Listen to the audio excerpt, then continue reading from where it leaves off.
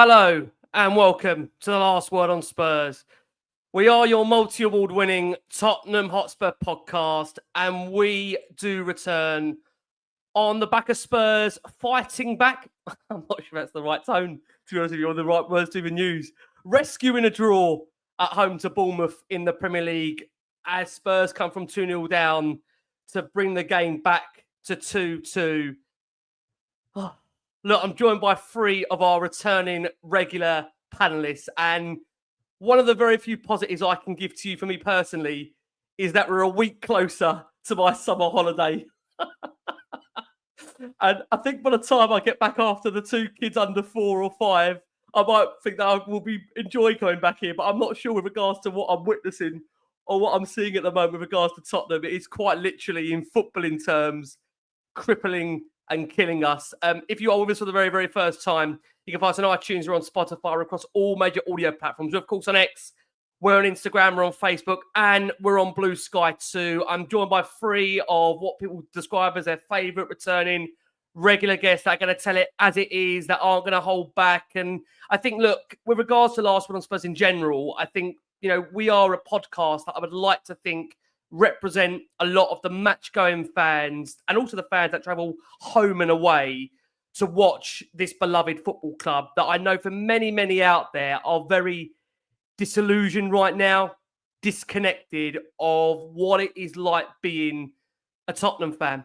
And, you know, it's up to, you know, us here on a podcast to try and dissect and really understand just what is going on in all facets of the football club, from the very top to the manager, to the group of players, because I think when you come to the point that we are as a football club right now, it can't just be one person as to where we find ourselves in, but there's a magnitude of reasons why we've got to the point that we've got to, and I think there's some really important conversations that we have to have on this show. Look, before we get into the wonderful guests and get their views and opinions, as I said at the top of the show, it did finish Tottenham 2, Bournemouth 2 at the Tottenham Hotspur Stadium, in which Tottenham registered 12 shots on target to Bournemouth's 17. Spurs with 4 shots on target to Bournemouth's 8.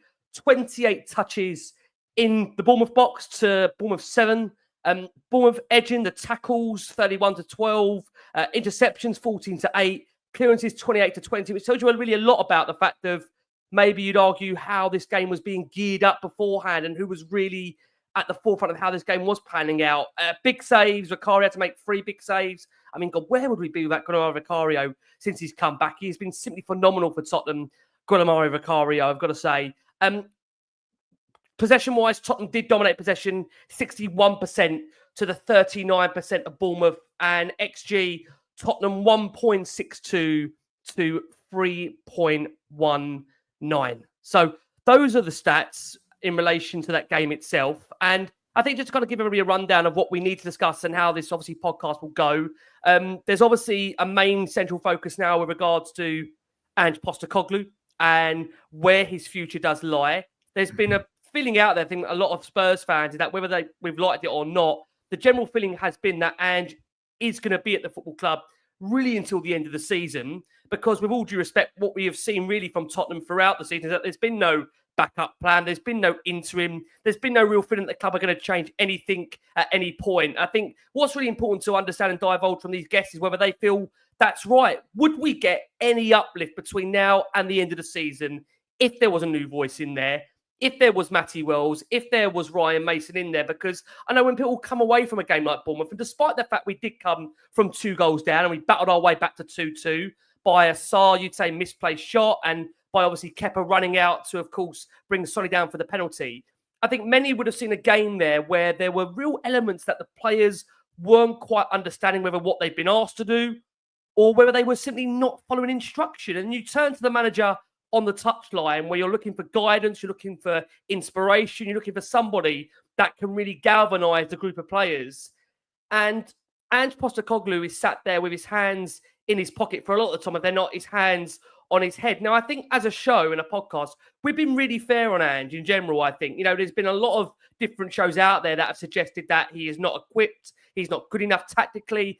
I think we've always been, you know, fairly on the money when it comes to trying to give the manager as much time as possible. You've had people suggest you've got to give him to the semi-final. You've got to give him to the Villa game. You've got to give him to the Europa League game. So I'm intrigued to know where people's mindset is. I'm going to stop talking. I'm going to hand over to TJ Ramini. I know many see as a calm, composed voice of reason. TJ, let's open with you.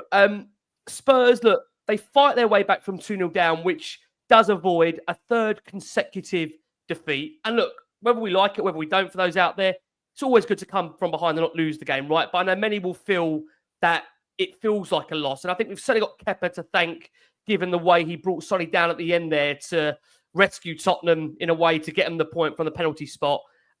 There's also a balance out there that you could argue that Ange Postecoglou subs were making an impact on the game. You had the return, of course, of Dominic Solanke, obviously back from injury. There was a concern for him as he went down, of course, in the midweek, but he was back in the game itself. You also had the returns of Cristian Romero, who will come on to Romero in general, because Romero hasn't taken, I think, fairly or kindly to the help he's had behind the scenes, certainly at Tottenham, from the medical staff, and we'll come on to those words shortly. And of course, you also had Mickey van der Ven returning to the team. So just give that fair dues there, that is. But it was alarming, Teach, how sloppy Tottenham were at times. And I just wonder, where are you in your mind now with regards to this season and Ange Postecoglou and what we're seeing at the moment? Goodness me, my mind is a bit of a mess at the moment. I suspect, like every other Tottenham fan out there. Goodness me. Ricky, you said that we fought back from 2-0 down. I think that's probably stretching the word fight to within limits of breaking. I think we were extremely fortunate. I mean, of course, listen, the result, you know, if you hadn't watched the game and you just looked it up on your phone or whatever, and so, 2-2, and we scored 2 goals in the second half. I heard a stat earlier today. I think the last goal that we scored at home in the second half was in December. And we're now in March. That just shows how poor our home form has been this season. And so we got a point. Is there anybody out there in the Spurs community who's happy with this point? Because again, to the credit of this show and to the credit of you, Ricky, and the panelists that you assemble with great care and consideration, we are a level-headed bunch. We do try to have a balanced approach, but also we're not going to sit here and lie. Ultimately, we're all Tottenham Hotspur fans. We're fans first and pundits second, and so we can all watch what's happening on the pitch and just it's completely unfathomable. It's an absolute mystery. We cannot for the life of us work out what is trying to be implemented. And so, of course, I'm happy that we didn't lose today, but we talk about manner of victory and manner of loss. I guess today we're going to talk about manner of a draw. And so I'm happy that Sarr's cross, went in off the post. Great, man. It looks like a worldy great YouTube goal. And then, like a lot of people have said, if it wasn't for Kepa, who's probably the man of the match for Tottenham today, we lose again today. So we didn't lose. So, okay, we take the point, but we want to see some sort of progression. And the last point that I'll make before opening it up to these other wonderful gentlemen that I'm fortunate enough to be on the pod with today is that Bournemouth just lost 2 on the bounce. Let's not forget that. They're coming off 2 losses and came to the Tottenham Hotspur Stadium, licking their lips, tucking in their napkins, like just ready to, ironically, to eat. So nice to see you all. Thank you for having me back on. And gang, we're going to do our very best for you this evening. We'll do our very best. A lot of the things that we say you'll agree with. A lot of the things that we say you won't agree with. But believe me, nothing but love and respect from this panel. We'll do our best for you, Tottenham community. Okay? Lots of love. Steve, thank you so much. And I think just again for that opening there, when we talk about, this general season, I think, again, just to bring that balance out, I think as I've been acutely mentioning on a lot of shows, we are, of course, aware of the fact that we had that 9 to 12 week period where we had up to 14, 15 players out senior-wise. But I think at some point, we're at a point now where we have got the squad back. We've got Mickey, Cristian on the pitch. We're still conceding the goals. At what point do you then have to start to judge where we are going, what we are seeing, and try and also, as T just said, look to find a pathway to the future? And I've got to be able to say that, from a Tottenham perspective right now, I'm really struggling to see any pathway to the future. I mean, I know, Pat, listen, you're a passionate guy. I think also, I know you're tired of now the fact of saying, you made your points on Ange when we first were here. It's now a case that, as I know many fans out there feel, this isn't working. It's now just a case of understanding why it isn't working, what we can do to fix it, how we can fix it. I know, T said I was stretching the fact, Patty, that I mentioned it was a fight back. Maybe I am stretching the fact it was a fight back, because quite overall, we were just so disjointed. And, it's... you could argue that it's understandable, given the number of returnee players, why there is a disjointment there. But we're at a point now where we're seeing teams really play us off the park, and we're also now seeing on a regular basis the way we're starting games, Pat, is a big, big concern. The manager, for me, has that team talk before they go out. And in that team talk, there's got to be an impact there. There's got to be something that galvanizes the group before they head out on the pitch that you think would suggest there and say, right, we've got to, start well, be bright, stay focused. And the problem is that we're seeing, for me at the moment alone, Pat, we'll bring you into this, that we are seeing this reoccurring theme at the start of every single game where, this is the second game. I mean, you go back to Ipswich where we could have been 2 or 3-0 down, and we're in the first 3-4 minutes of a game. And I'm wondering whether, Pat, it's a case that the players, they're not listening to the manager, or whether it's a case that they're not simply following the instruction of him. And again, I think I've been really fair in making the point. I don't think this is all on Ange Postecoglou. I don't think he's been given the tools to be able to do the job. But maybe you say credit to Bournemouth. They're a very well organised side. They press us very, very well. Yes, of course, they've thrown the game back in our favour.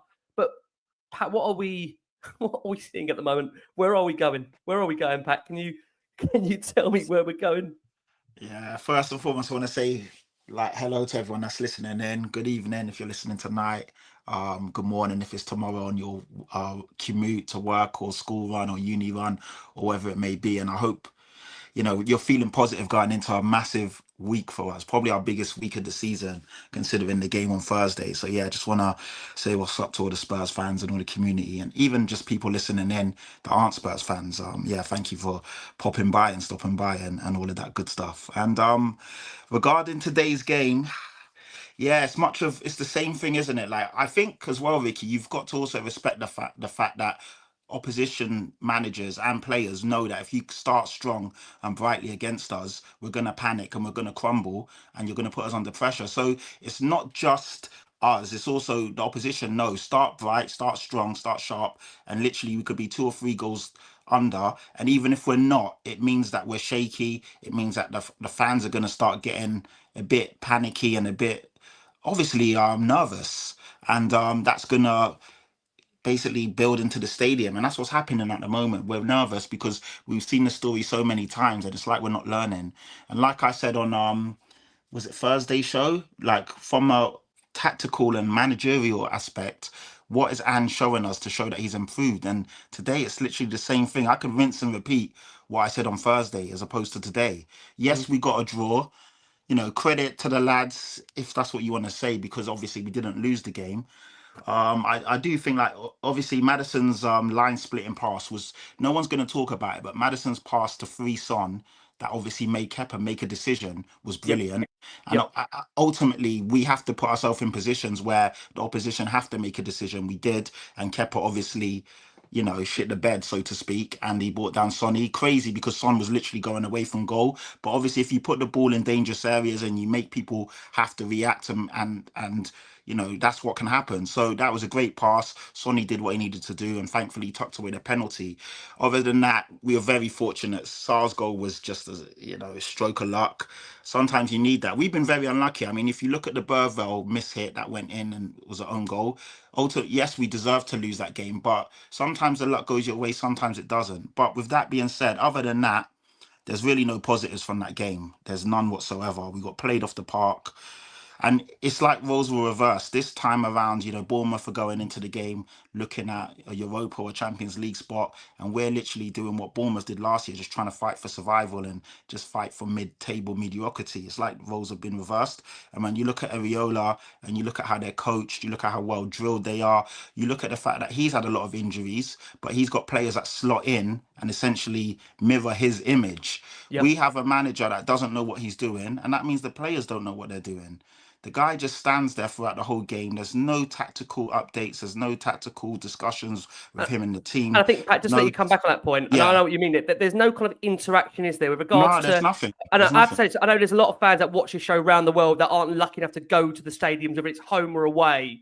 But I think the match-going fans that go home and away, I think that would be one of the frustrations, Pat, isn't there? That it doesn't ever appear to be at any point in the game any kind of break to call a player over to make any kind of tactical adjustment or any kind of instruction. I'll be honest, when I look back now in these last 16, 17 months, I struggle to think of any other coaches that would act like Ricky, that. I mean, it's a very bizarre thing. And also to not interact with the coaching staff as well. That's something I can't understand. It's really weird. Why you don't interact with the coaching staff at any real point in the game. Andrew's an observer. He watches it by himself. But for those that go to the stadium, there's very little interaction actually during the game with the coaching staff. When you look at all the top managers, or even any manager, there's iPads, there's screens, there's this, there's that. You'll see players and managers, well, not players, sorry. You'll see managers and assistant managers pick up on things and relay that back to the manager, relay that to the players, and obviously tweak things as the game's going on. Because as the game develops and as things unfold, you'll notice, oh my God, Poro's getting in behind, or this person's like, oh, Spence needs to back off a bit, or whatever it may be. There's none of that. And we always force ourselves to play out from the back, even when it's not on. No matter how good you are. Even Liverpool against PSG. This is a prime example. It happened on Tuesday. Liverpool, one of the best teams in the world, have some of the best ball playing centre backs and players. PSG were pressing them and were relentless. And what did they do? They went long for a couple of minutes just to relieve the pressure. And then obviously they started mixing up again. We'll always play out from the back. And every single game, we almost scare the life out of ourselves. You know, Vicario, almost another calamity. And it's just because we keep doing the same thing and it's so obvious. And obviously, I'll let Marlon come in because I know there's loads to talk on. But it was a disappointing performance. But to be fair, I didn't expect anything other than that. I saw someone in the comments say, what did we expect? Bournemouth for flying and, you know, we are where we are. I get that. But we still want to see something more than what we saw. But ultimately, we are where we are for a reason. So it's just... You know, no one here is angry. No one here is going crazy. Everyone kind of expects us to be like this, but it's disappointing that we are where we are. But it's not a surprise, is it? You know, we're three-quarters of the way through the season. If you look at our last 10 games, Ange has won only 40% of them. If you look at the Premier League record this year, Ange is on about 46% of win rate. So it's pretty much injuries or no injuries. We are exactly where we are for a reason. Yeah, you know what? I mean, Miles, to bring you in, I'm sorry we waited so long. I think Miles enjoyed the fact he hasn't got to talk so far. he thinks I can read through this for another hour or so. I could just sit here and look through. The two boys have said it all. I don't need to say anything. They've said everything for me. We're done. So we win this Europa League or what then? I mean, look, Miles, largely poor, wasn't it? You could argue there's a bit of character to come back in it, but I feel even TJ, who's the most positive person generally in life, along with Lee McQueen, shut me down and said, Rick, you can't call that a fight by any stretch. So when TJ saying me that, I feel like, God, I need to be careful what I'm saying here. But look, maybe you'd argue we're happy to get something from the game. I mean, I think just to address that point Pat said there, that I don't think anyone was covering this game think we're going to blow Bournemouth away 4-5-0. But I think what you do want to see, and this is to you, Miles, is some form of progression and almost a kind of feeling that we are seeing improvement week upon week when it comes to the way the team is playing, when it comes to patterns of play. And look, we're not stupid. There's been changes that have taken place in terms of players that have come back in. And it's not easy to see that progression. But the problem is that when you've seen the same kind of start to a game that we've seen so frequently in the first 2 or 3 minutes where we could easily be 2 or 3-0 down, there doesn't seem to be any kind of learning there, any kind of gauge that the players are taking on instruction, that they are following what the manager's asking them to do. Because I will sit there and say this, and this might upset people. I still don't think Ange Postecoglou's asked them to go out and play like that, because any manager is asked them to go out and play like that, you get the sack. So why would they keep doing that? And again, it comes back to that point that are the players listening to instruction? You know, we were poor. I didn't really think the scoreline reflected the game. Bournemouth were so wasteful in the final third. We'll come on to what it means for Thursday and feelings around that. But I mean, what's your general takeaways from that game, Miles? From the game generally, as Pat said, and as look, at the end of the day, we are coming up against a Bournemouth side. Yes, they've lost the last 2 games, but they are clearly better coached.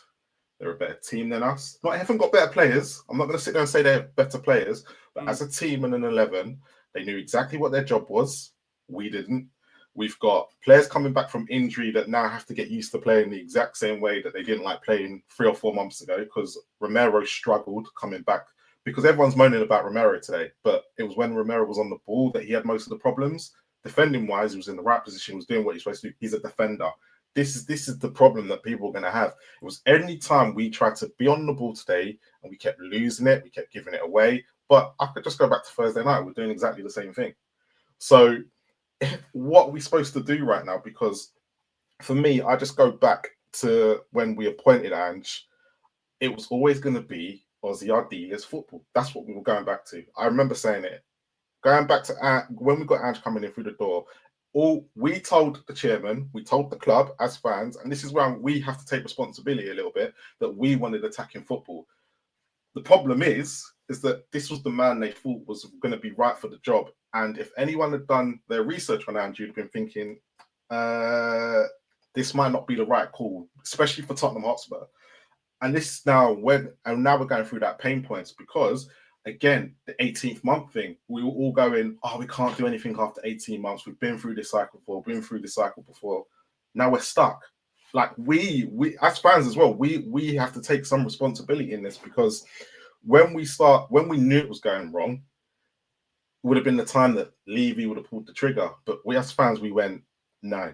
And a lot of fans tried to tell the other side, look, this ain't working out. Why are we trusting Ange? Because as you said, we haven't seen no progression. Ever since last season, when they signed Timo Werner in January, that is when, and that was the first one, that is when this team been going downhill. And we could clearly see that this team weren't progressing. And then we went and signed them again, and it was kind of like, here we go.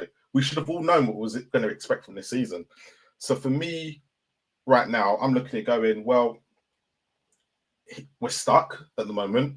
The football is what it is. We're going to have to sit there and bear it now on Thursday, because I don't think, even if we lose on Thursday, he's going to get sacked. I don't think he's going to get sacked. I think he's going to be here until the end of the season, because he will sit there and go, well, I gave him 2 years. You lot asked for me not to sack a man after 18 months. Here you go. Here's your 2 seasons. So what are we supposed to do? It's a rock and a hard place, because we can all clearly see this is not working. But for Spurs right now, I know you're going to ask the question later, but what is the alternative? What is the alternative for us Spurs fans right now to get into? Because there are many questions, but are those alternatives? Because the players are still here. And I look at, and I think we said on Thursday when Son and Maddison were chatting that they said, look, it's a repeat and recycle. It's the same thing. They were both, you could blatantly see they were both dropped today because of that. There was no other reason, because as soon as Maddison and Son came on, yeah, we might not have been better, but look how we were better on the ball. We had a bit more attacking intent. That first half is on Ange. I'm going to sit there and say this. It is on Ange. If you're going to play a free midfield of Basuma, Bentancur and Sarr, what are you expecting? What are you expecting from the game? Because there's no attacking intent in there. They're not very great on the ball. It's just pure running. There's no creativity. There's no creativity in it. So what did anybody expect? I'm surprised it was 1-0 at halftime. I sat there going, we're quite lucky to still be in this game. Bournemouth had their chances. They could have been, Bournemouth had their 2 or 3 up in the first 2 or 3 minutes. But from them stats you showed earlier, Ricky, them stats are not new, where defensively we're allowing so many teams to press on us, to take shots. And it's been you go back to the Ipswich game where we won 4-1. How many shots did Ipswich have? They had loads. It's just the fact is now it's going to be whether teams are going to capitalize on it and actually take their chances. And at this present moment, even Manchester City didn't capitalize on those chances, because this is the issue that we're going to be having over the next few weeks, is that all these, unless teams take their chances, we just don't seem to be getting battered. I don't know what it is, because I think Andrew said in the presser today, we were losing games by 1 goal and here, there and ever, but it actually doesn't paint the picture, because the picture is we can see so many chances that the other teams haven't taken them. And that's been a big thing this season. It's been so, and that's why we all keep coming on there, repeating the same thing. But we are where we are. And I'm not really sure how I'm feeling at the moment. Well, I'm obviously slightly disconnected with what's going on, but I'm watching the games going, where do we go from here? Because It's a number of things, isn't it? It's not just Ange what Postecoglou. we're seeing upstairs, because everyone said there's no clear direction, there's not this, there's not that. It's now being clearly shown what's going on the pitch. Yep. Everyone said there was always how can the top be having an impact at the bottom, but you can clearly see now it is. And this is what happens when you neglect a team for the last 5 years and then you're trying to build it again. It's whether you stick or twist now. Do they stick or twist? I don't know. I don't know. Yeah, we've got to come on to those conversations for sure. And I think that is the problem where a lot of fans feel, Marlon, to kind of come back round to this point that, there's zero confidence in terms of the leadership and what they will do, because they may have been in football for many decades, but it just feels like they don't really know what to do next. The team itself is exposing for what it is. It's a mishmash of players that have been bought from multiple managers under one regime. The team doesn't really have no balance. It's completely devoid of ideas, and we're causing our own problems. I mean, I think what we also need to point out is that, look, it's great having young players and tremendous in the likes of Bergvall and Gray and Spence performing, but the reality is they're being asked to perform in really difficult conditions where there is a real lack of leadership around them that's going to benefit them long term. And that's why, look, I'd like to think for those that have watched and listened to Last One on Spurs over many, many years, it has never, ever been personal against Ange Postecoglou. It never has been. We've all really, really wanted this to work. Some have had, earlier breaking points than other. I think, TJ, you've been very, very patient when it comes to wanting and trying to see a long-term future under this man. But it's very hard right now when you are watching the team week upon week. And granted, again, many were reserving judgment, so he got his players back. He's got his players back. And look, again, has he had them back for weeks? No, he hasn't. And look, he has lost Kulusevski now. But at some point, you have to start judging what you are seeing in front of your eyes and asking yourself, when you're 18 months, 17 months in, is this going to get any better? Have we seen enough in this last 17, 18 months? They're going to show us progression. And I think another thing I've got to say also is that, look, for 1 second, just so they also get it, ignore the tactics, ignore the setup, ignore everything. When you're seeing players that can't even do the basics at times, that's where I start to really question how many of the players are really bought into Tottenham. Forget Ange Postecoglou. And again, it kind of goes back to that question, Tej. It's whether does another voice get more out of this squad? Because I fail to believe when I look down the squad list at Tottenham and I look at the players we've got, I fail to believe that these players are as bad as what I'm seeing in some of them. Pedro Porro is getting a big, big rap right now from a lot of fans of his defending. But Pedro Porro has been left exposed on so many occasions by not having adequate help behind him. Does anybody maybe think to themselves, if Pedro Porro wasn't as far advanced in terms of going forward and had somebody alongside him that would be able to cover for him, he wouldn't be so exposed? Or in front of him.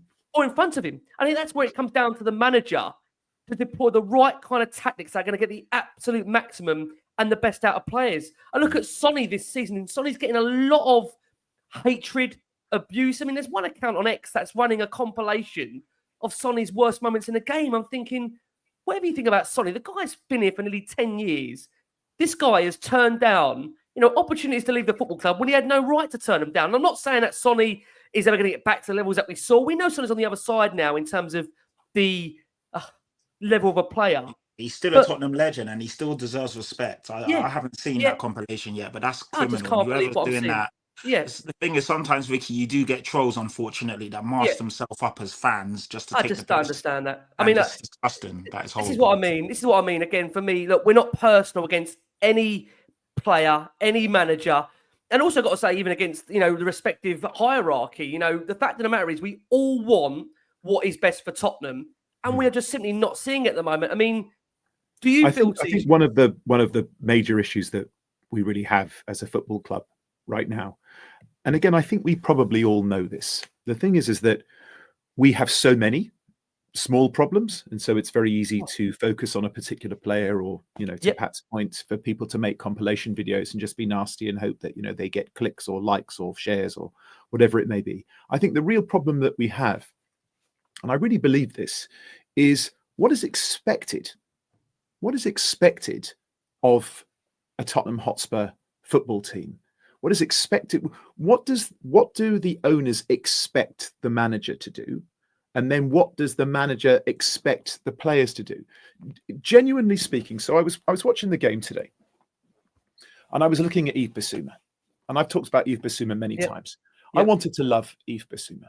I really did. He's a player that in the past I've loved combative, skillful central midfield. You know, like Moussa Dembele will have a place in my heart for the rest of my life, right? Yep. I wanted to love him. He's fallen off a cliff. And then I was thinking, who are those great Brighton players that went to other clubs and either progressed or kind of stayed at that excellent level? And I was thinking, well, McAllister, he's doing a good job, isn't he, over at Liverpool? Yep. And then I look at Cucurella over at Chelsea, doing a good job over there. And then I look at Caicedo, you know, not as good as he was at Brighton, but, you know, still doing a job. And then I look at Yves Bissouma and I'm like, wow. And so you can apply this logic actually to a lot of players who have come from quote unquote smaller clubs to, you know, reasonable amounts of money and come to Tottenham and on a really pretty good salary. And I just think they're like, well, we're not really expected to win anything here, so I can kind of chill. I genuinely believe that. And that is the problem. I genuinely believe that so many players, and brother, I also believe that applies to the managers and the coaching staff. You're not really expected to win. You flatter to deceive, compete, top four. Winning is different, man. Winning is one thing. Yep. In that league, there is one winner and 19 losers. That's it. And so unless you are of the attitude that you're going to come in and take all of the marbles, then don't bother. And at Tottenham, you just get given a free ride, man. And that's why I see so many players regressing to such a degree. And the players who are really progressing are the ones who are young enough not to know any better. Archie Gray, Bergvall, Spence, they're young men. You know what I mean? They still got that kind of like, I'm a world beater and good, because you're not going to get that attitude instilled in you from the club. And so for me, that's really the kind of the saddest indictment, is that it really looks to be a club where you can come, hey, I'm at Tottenham, man. I live in London. Everyone's heard of Tottenham. We're one of the biggest teams in the world. We're playing white. We always look good. Beautiful stadium. Isn't that lovely? Training ground, 7 stars. Nice. And so where's your hunger, man? Because you don't really believe you're going to win, and you're not expected to win. If I'm the owner of that football club, I come into the dressing room and I give them a Coach Taylor speech from Friday Night Lights. And believe me, you don't want to get a hairdryer from me. I'm a really calm, loving, very generous, compassionate person. Believe me, it takes a lot for me to lose my temper. If I own that football club, and I see this time and time again, if they think, oh my God, I think TJ might come down. Heaven help you. You know what I mean? I just don't care. The expectation is there, gang. I'm so sorry to say. No, listen, I think that's why, again, people that are watching the show, like I just say, there's so much agreement there that the problem is now that it's just too easy, as you said, Tish, to come here and really, in all due respect, in an analogy, smoke a cigar and get away with it. You know, next James Bond, all that kind of thing. People know Eon, right? The company that makes the James Bond movies, Eon, E-O-N. You know what that stands for? Everything or nothing. That's it. The problem. Win or go home. Win. But this is the problem, isn't it? We don't have it feels, and Conte said it. The players, Conte said it all these years ago. And again, that Conte final speech, that divided some people because they felt maybe, you know, Conte was, you know, talking as if Tottenham were beneath him. But the reality is that Conte said so many home truths in that was so true. And that's why they sacked him, because they realised that you couldn't get away with that. You know, the problem is players that have been at this football club don't really know how to play under pressure. They don't know how to win. The common denominator is the fact there's the same chairman there for the last 20, 25 years, and nothing really ever changes. So we do need to get into Ange's comments. So we're going to squeeze in our first break of the show for our listeners and audio. You are going to hear directly from Ange Postecoglou, who spoke to press after the game. I'm going to bring you in those comments from Ange and what he did say to the media on the back of that 2-2 draw to Bournemouth, in which he said, from his perspective, that the key thing is the minutes Romero and Van der Ven got. It was great to see them back out there. Look, I think for many, they can know how important a player Romero is for us. And you could see he hadn't played for a while given his start to the game, but I thought he grew into it. He got a lot better as the game went on. It was great for Dom to get 90 minutes. He's such a workhorse for us. Brilliant to get Mickey out there as well. I think before Thursday, that was key for us to get some minutes into these guys. And thankfully, they got through unscathed. Ange was asked about the fact of how Paul Romero was in that opening phase of play, which we will come on to very, very shortly when we discuss the incidents of the game itself. I mean, Romero really, inside the first 20 seconds, Tottenham could have found themselves 1-0 down. For those that did somehow miss the start of that game, he passed the ball directly to a Bournemouth forward. I think in Evanilson, who somehow, saw a save come out from Vicario, a really good save from him, to be fair. He said, look, he hasn't played for a very, very long time. He's hardly played this year, to be fair, QT. So he'll be disappointed himself the way in which it panned out. The idea was really that he was only going to play 45, but Kuti was keen to stay on for a bit longer. You could see he grew into the game, and that was really important for us. And for those that missed it, Romero did send afterwards an appreciation post to Tottenham fans where he said, after a difficult period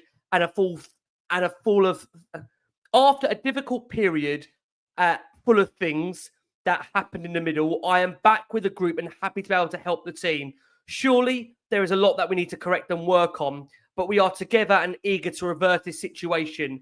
See you on Thursday. We will come back stronger than ever and all together.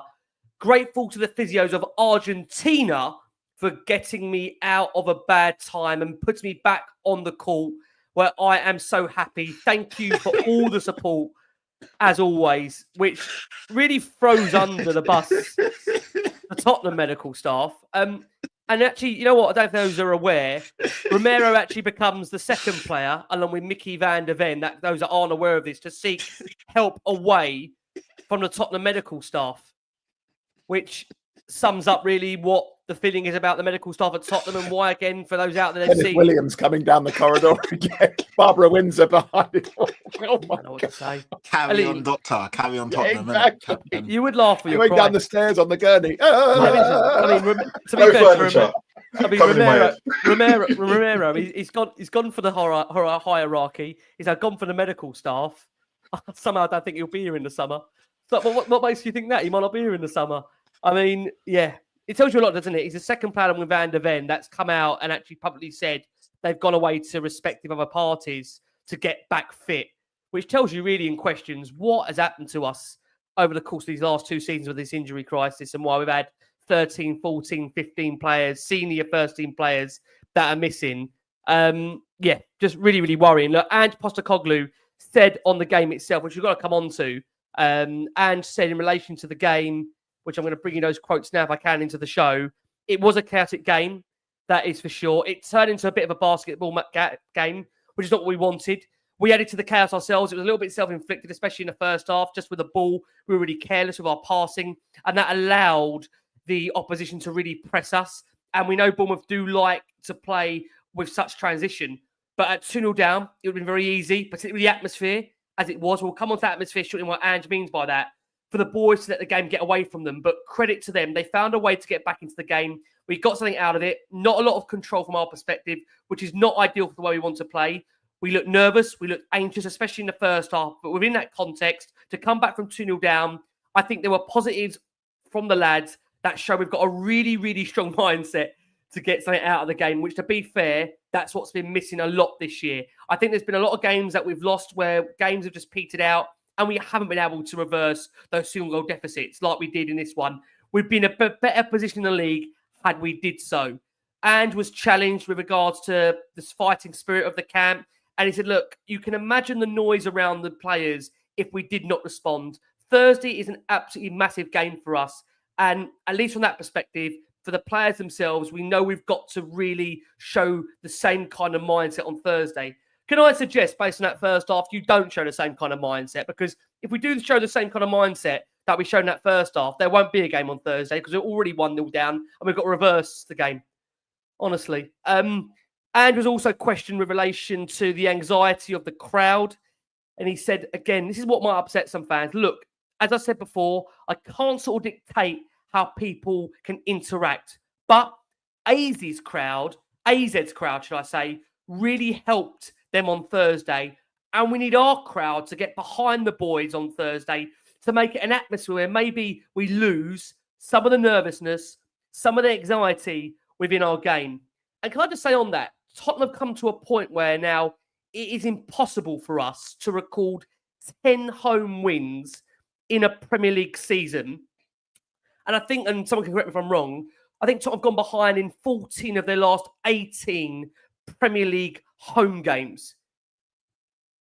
We won, I think, as TJ goes back to the second half since December. We haven't scored before this game. We haven't scored a goal. Yeah. In the second half for 4 months. And can I just say, there's been some fans that have been, and I will say this, there's been some fans that have been really, really, really patient with regards to Ange Postecoglou in that stadium. I don't think it's got toxic at all towards Ange, if we're being honest about it. I don't think it's got toxic at all towards him. A lot of fans were told, when we get our players back, this is Ange Postecoglou's words, Tottenham are going to be an outstanding team. That's Ange Postecoglou's words were that. When we get our players back, we are going to be an outstanding team. TJ, are we ever going to be an outstanding team when we get all these players back? What a question. Are we ever going to be an outstanding team? I mean, listen, man. This is Ange's words. I do think we have potential, right? And for people saying, oh, TJ, you were very positive about Ange and all that. I'm still very positive about Ange because, for goodness sake, I want some stability and some consistency. I'd be positive about anybody coming in. I'm always going to get behind the manager and get behind the team because I've seen nothing but failure for decades, gang. So, of course, I wanted it to work. I've said on this show countless times, as we all have, whether I'm on the show or whether I'm not, because I do watch and listen, right? I love these boys. I love listening to what they have to say. And so we've all said, do we believe this is the greatest manager that ever graced us with our presence? No. But what we wanted to do is we wanted to get behind him and see if his system could work and see if we could produce results. Sadly, that just hasn't happened. Do I think that he should leave now? No, I still think that hurts us more than it helps us. I could be wrong. Maybe Redknapp comes in and does a job and just puts his hands in his pockets and gives some great chat, and he's such a charming man, and maybe that works. Brings Jermaine Defoe with him. I love JD, man. Maybe that works, but I don't know. So we can't get JD back out on the pitch. I love. You said it, Tej. I mean, look, before this game, as you said, we hadn't scored a home goal. Yeah. Remind me. You got the stats, brother. We've not scored a second half goal at home since December. And we're now in March. And also, there was another stat, I missed it, like a second half goal that actually made a difference, that brought us back to level or winning position. That's even further back. But anyway, look, history is history. And so like everybody else, I want to see us winning games in a manner that I can get behind and support. That's what I want. The first 10 games, it looked great. Since then, we've fallen off a cliff. So I want to see some success at this club, but I honestly, I'm going to double down on this. I really believe that starts with a very basic core foundational position that if I am wearing this shirt, Tottenham Hotspur, if I'm playing at this club, the expectation is to win, not to compete, to win. And that's the difference. Bournemouth knew they had us beaten from the very first kickoff. But you said it. They lost 2 games before. We could have been 2-0 down within 17 seconds. Right? I haven't sat down. I got my coffee. I was like, oh my God, I nearly threw it in the air. It's 7 o'clock in the morning. I'm watching this. What did I say? But what did we say at Ipswich? You just barely got the thing on. We could have been 2 down. Well, Ipswich, you know when you do those games where you're walking around your own living room. You know what I mean? Like when you can't even sit down. Keep walking. Keep walking. I had to change the carpet. I mean, what's this? It's like it's like a moat in my living room. It's ridiculous. And so I just want some consistency, some positivity, but some belief. There's no belief in these players. The Bournemouth guys turned up knowing we're going to cook these boys, and they were this close to doing so. For me, I really just take umbrage to any criticism of the fans, this season. That's outrageous. I know people have got different views. Outrageous. If you go to a restaurant and get food poisoning 10 times, you're not going to walk in there going, hey, this is going to be great. You're walking in there like, oh my goodness. You got your epinephrine pen. You got your puke bags. You're going to be nervous. What I understand is, how can you not, Miles? How can you not expect any kind of anxiousness or nervousness when we've said we've come to a point now where we can't even win 10 Premier League games in a home season, in a season? We play 19 games at home in a Premier League season. We can't even win 10. Well, the home record's been so bad. I'm not surprised the fans are feeling a bit anxious. They're expecting a response from these players. And if the first 5 minutes is exactly what we've seen. Yeah, I mean, Brian says it here as well. Brian, we've only won one of the last 10 Premier League home games. How can you not expect there to be any sense of nervousness or anxiousness from the fan base when you're at home? And we've been playing the way we've been playing. And again, granted, we'll throw it in there. Yes, we've had, again, that 9 to 12 week period where we haven't had the players that are available. But I have said this, for often throughout the shows, I still feel the players that we have had available to us, I think results and performances could have been better. Yes, it's hard to get the best out of players when we've gone for that injury run, but we're at a point now where all the players are back, Miles. Now is judgment time. And this is the thing. Everyone who went to that stadium today went, all right, you've had your excuses for the last 3 months. You were playing every 3 days. You had an injury excuse where Archie Gray and it was Dragusin at one point playing every single game, especially with Pedro Porro at right back and Jed Spence coming in. You had those excuses. You had no Vicario. You had 3 or 4 goalkeepers playing between that time. Apart from Kulusevski, most of the players now were out there that you've now got a selection of. And first team players. This is first team players. So when the fans turn up and they're seeing what they've seen for the last 3 or 4 weeks again happen in the first 2 minutes, and you're playing it, and again, we're playing against a decent Bournemouth side, a team that's you could clearly see today were well coached, where knew their patterns of play, they knew exactly what they needed to do. Every time they knew when to press and when to and they believe in it. They believe in it, right, Miles? They believe that it will work, and it does. And then you're expecting the fans to be like, all right, but we've seen this story before. So the nervousness comes as well from the team playing exactly how they are in the first. When you have that thing happen inside the first 20 seconds, as TJ touched upon, when you have what happens in the first 20 seconds, how do you expect the fans to not be nervous or anxious when you're seeing that? Exactly. Now, if Spurs go 1-0 up today, I tell you anything, that atmosphere changes. But they do exactly what they. We've not been 1-0 up enough, though, have we? We've conceded, as I've said, the first goal in 14 of the last 18 games at home. So how can we expect that to change? I mean, look, in relation to what he said, he praised Lucas and Sonny for when they came on. I think Lucas did have a good game, to be fair to him. I need to come to a question in a second that I need to ask you guys ahead of Thursday, because what I suggested on social media was that, I've been pretty much saying for the last 3-4 weeks that we're going to kind of ride out to the end of the season. Then we're going to evaluate where we are with Ange Postecoglou. And the reality is there is no plan. There is no kind of backup. We are just going to kind of give him until the end of the season, and then he'll be judged after that. But what I'm seeing on the first half basis alone is I'm seeing players that there's no real system. There's no real identity about the way we're playing. I mean, we're not even playing Ange ball anymore. We're not even playing the way in which the manager wants us to play. And we have now got the majority of the team back.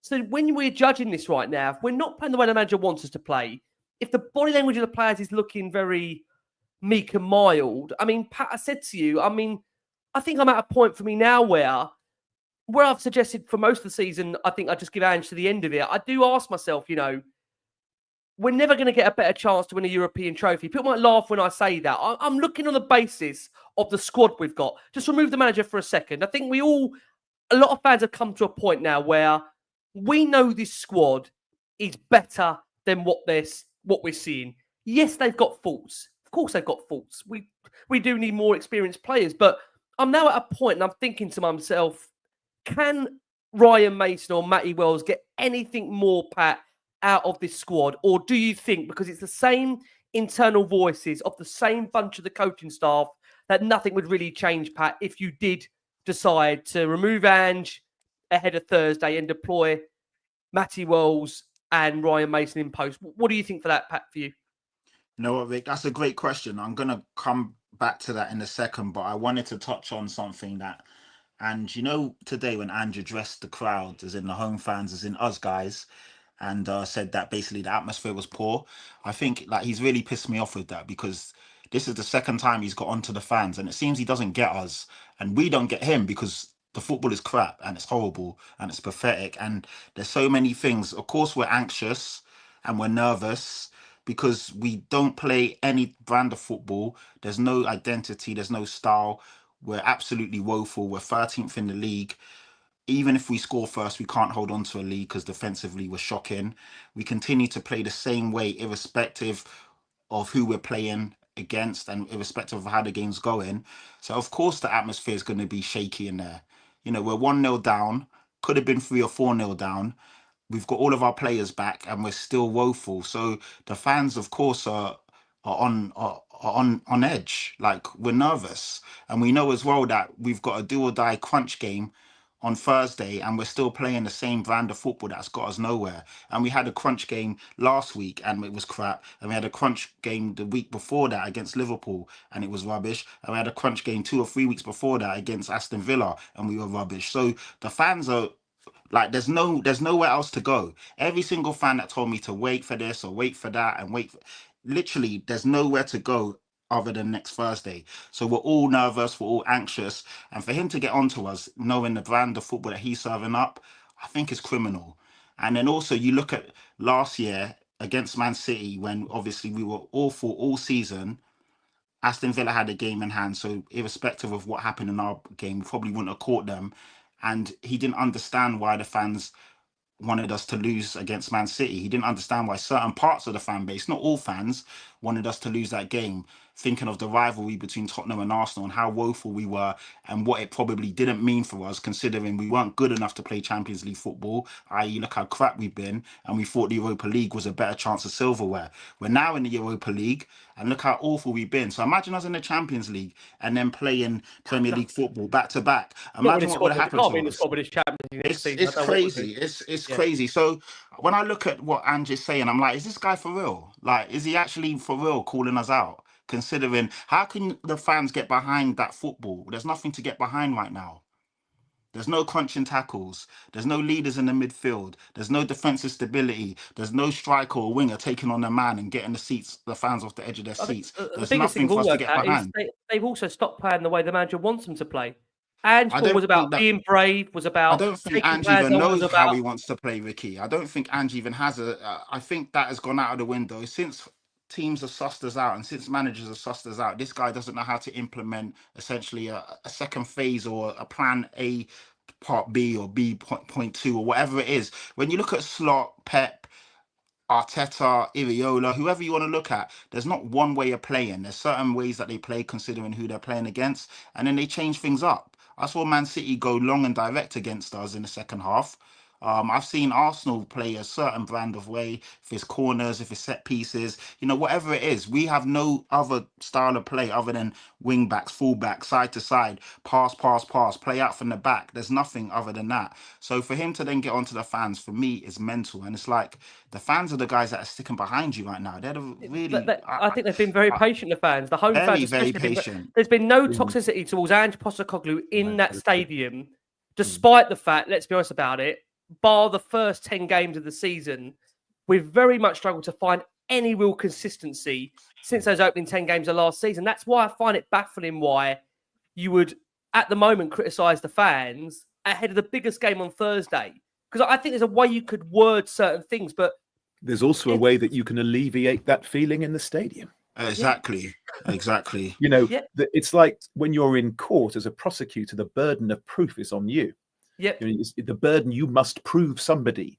Yep. So if you want us to be calm and to be balanced and to feel, dare I say, optimistic, that is on you to create a brand of football, to play a style of football, to play this game that we all love so much, that we devote so much of our time and our energy and our money to go and support. If you don't want a feeling of trepidation or negativity or pessimism in that stadium, well, guess whose job it is to turn that around? It's the manager. I mean, Miles, just to bring you in on this, I gave a suggestion there from my perspective that would we get any uplift on Thursday if you change anything internally?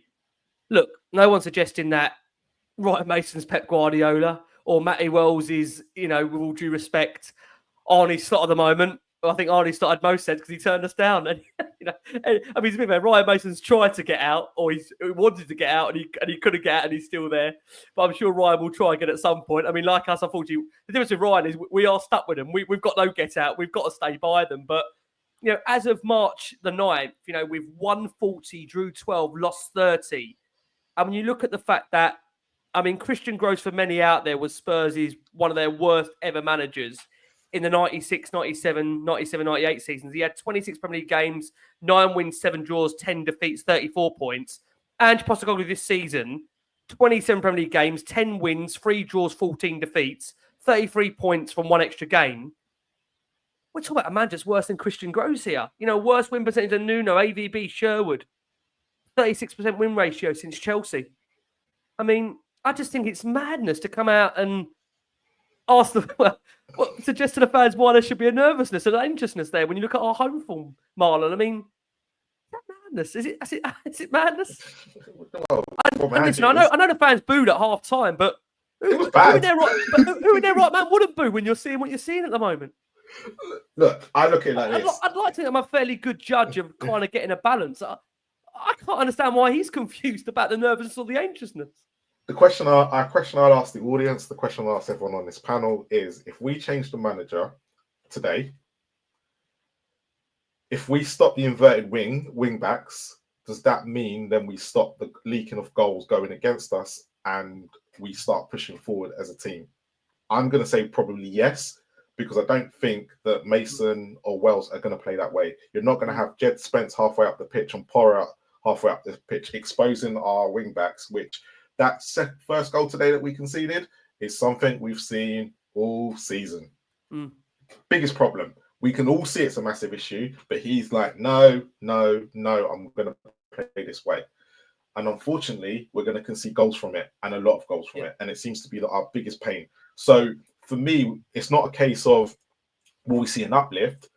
Will we see a tactical change that will help us just get through these last set of games to the end of the season? I'm not going to sit here and say I'm expecting the Europa League now, because I've seen enough in the last 2 games to go, But we're never going to have, Marlon. Do you agree there? But we're never going to have, I think, in these however many years ahead, we're never going to get a better chance of potentially winning a competition. I know many might feel the squad is inadequate, and I get that.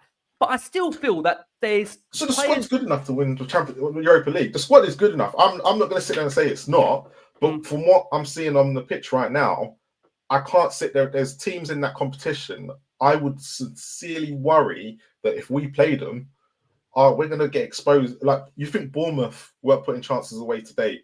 Ipswich weren't putting chances away. Like I said, the chances we are giving these teams, Alkmaar didn't put all their chances away, will come up against a team that will just pick us off and be like, goal, and we'll be sitting there like PSV against Arsenal. That is how bad it could get if the team comes up against us. Do you think, Marlon, from a perspective of the way the players are being asked to play, do you think we would have an uplift if Ange is removed in post now and Mason and Wells?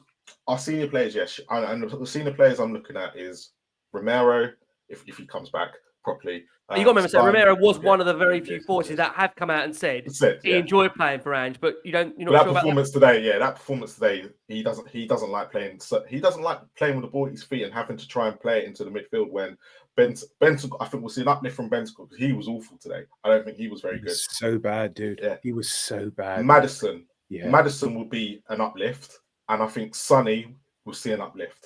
Those are like probably the main guys that we need, because of the positions that they're all playing in. I look at Basuma.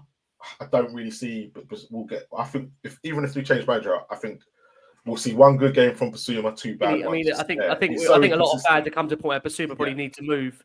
TJ, I'll ask you this question. You said earlier, just to let you come back in. I think you said that you wouldn't see any kind. You don't think there would be any kind of uplift between now and the end of the season if they were. Listen, I've never professed to know.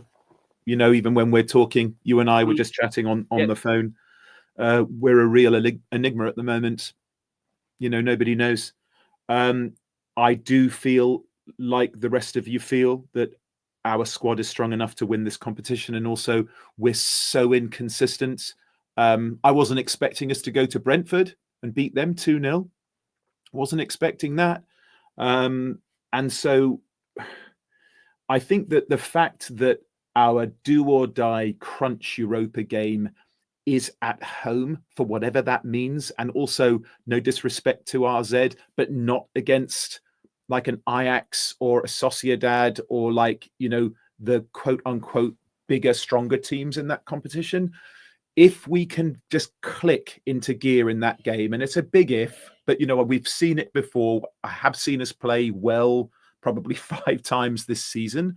So even if we could play the way that we played against Liverpool in the first leg of the Carabao Cup, and just give our fans something to get behind, because again, to Ange, if you want us to get behind you, big man, show us something and we'll do it. We're so there for you, mate. We're there for this team. We're there for this club. We always have been. But you need to give us a little something, and then believe me, we will pay you back 100 times. So the fact that the do or die of our season is on Thursday at home, of course we're going to turn up for you. But are we going to be expecting a victory? No. But if you show us a little something, that will back you up. So if we can win that game, and potentially win that game emphatically, then maybe we could turn that into a little bit of positive momentum that would actually give us a glimmer of hope. And I'm going to use this word again, belief, because right now I don't see it.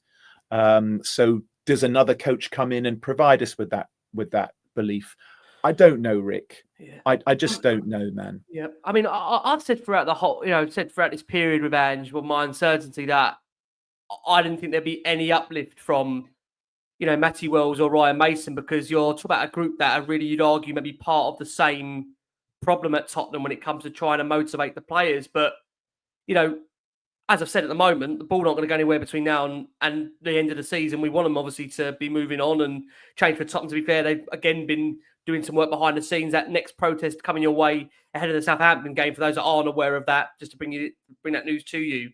But you just feel that there's a lot of doubters in the camp right now. And, you know, I thought, could we get to the end of the season?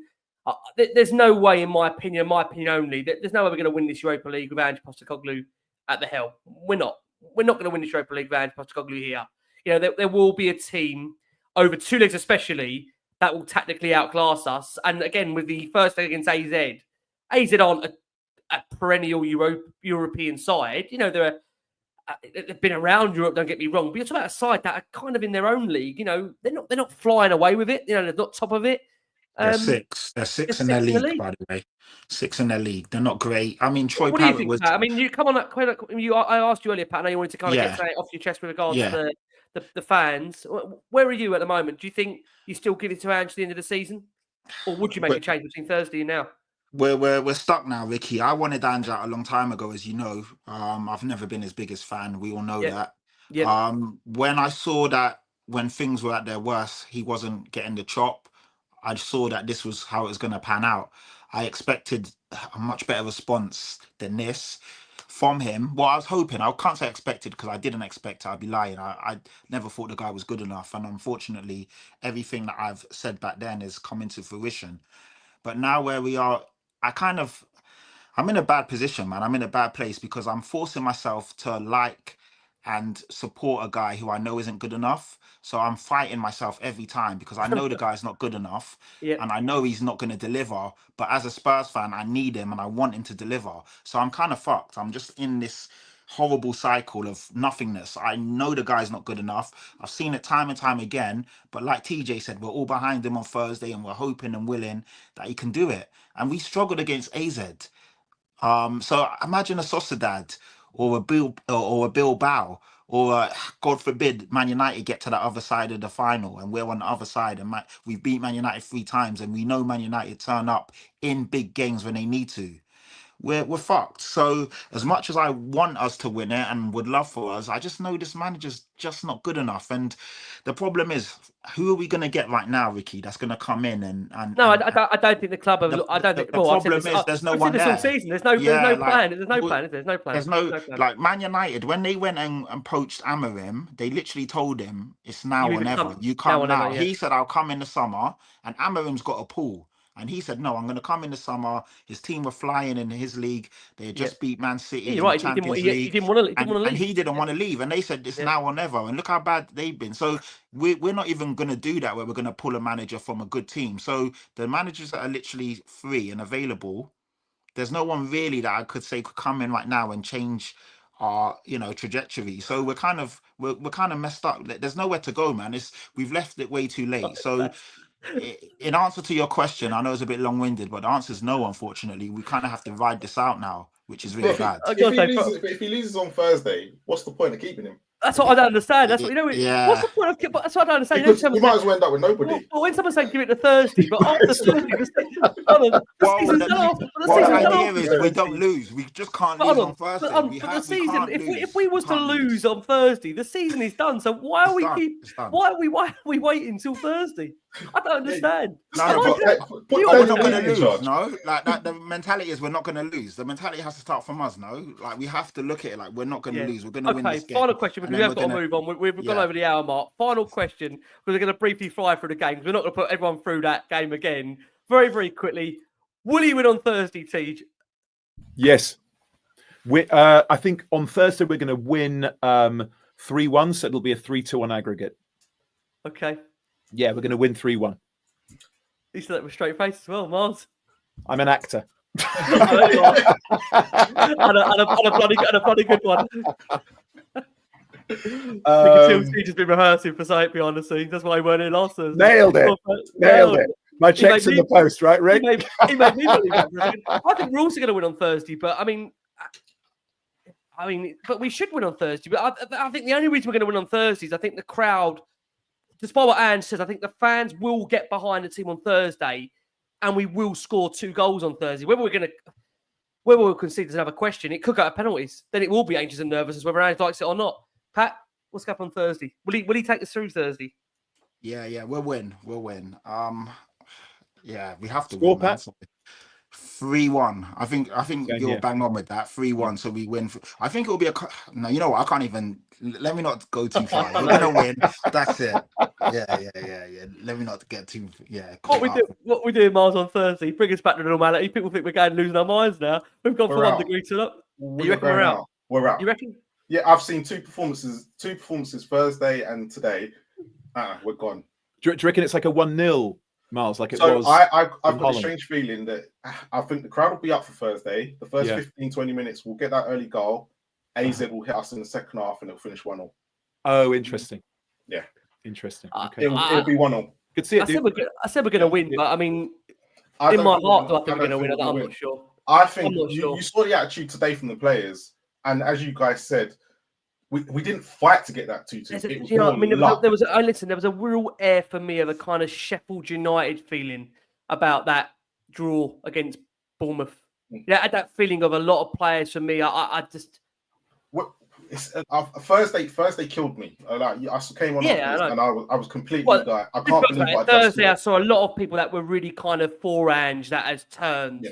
You know, there's a lot of fans on Thursday. I just think, you know what, they even thought to themselves, this isn't going to work. We all know he's going to mess up his starting lineup on Thursday. We just fully well know he's messed up the last 2.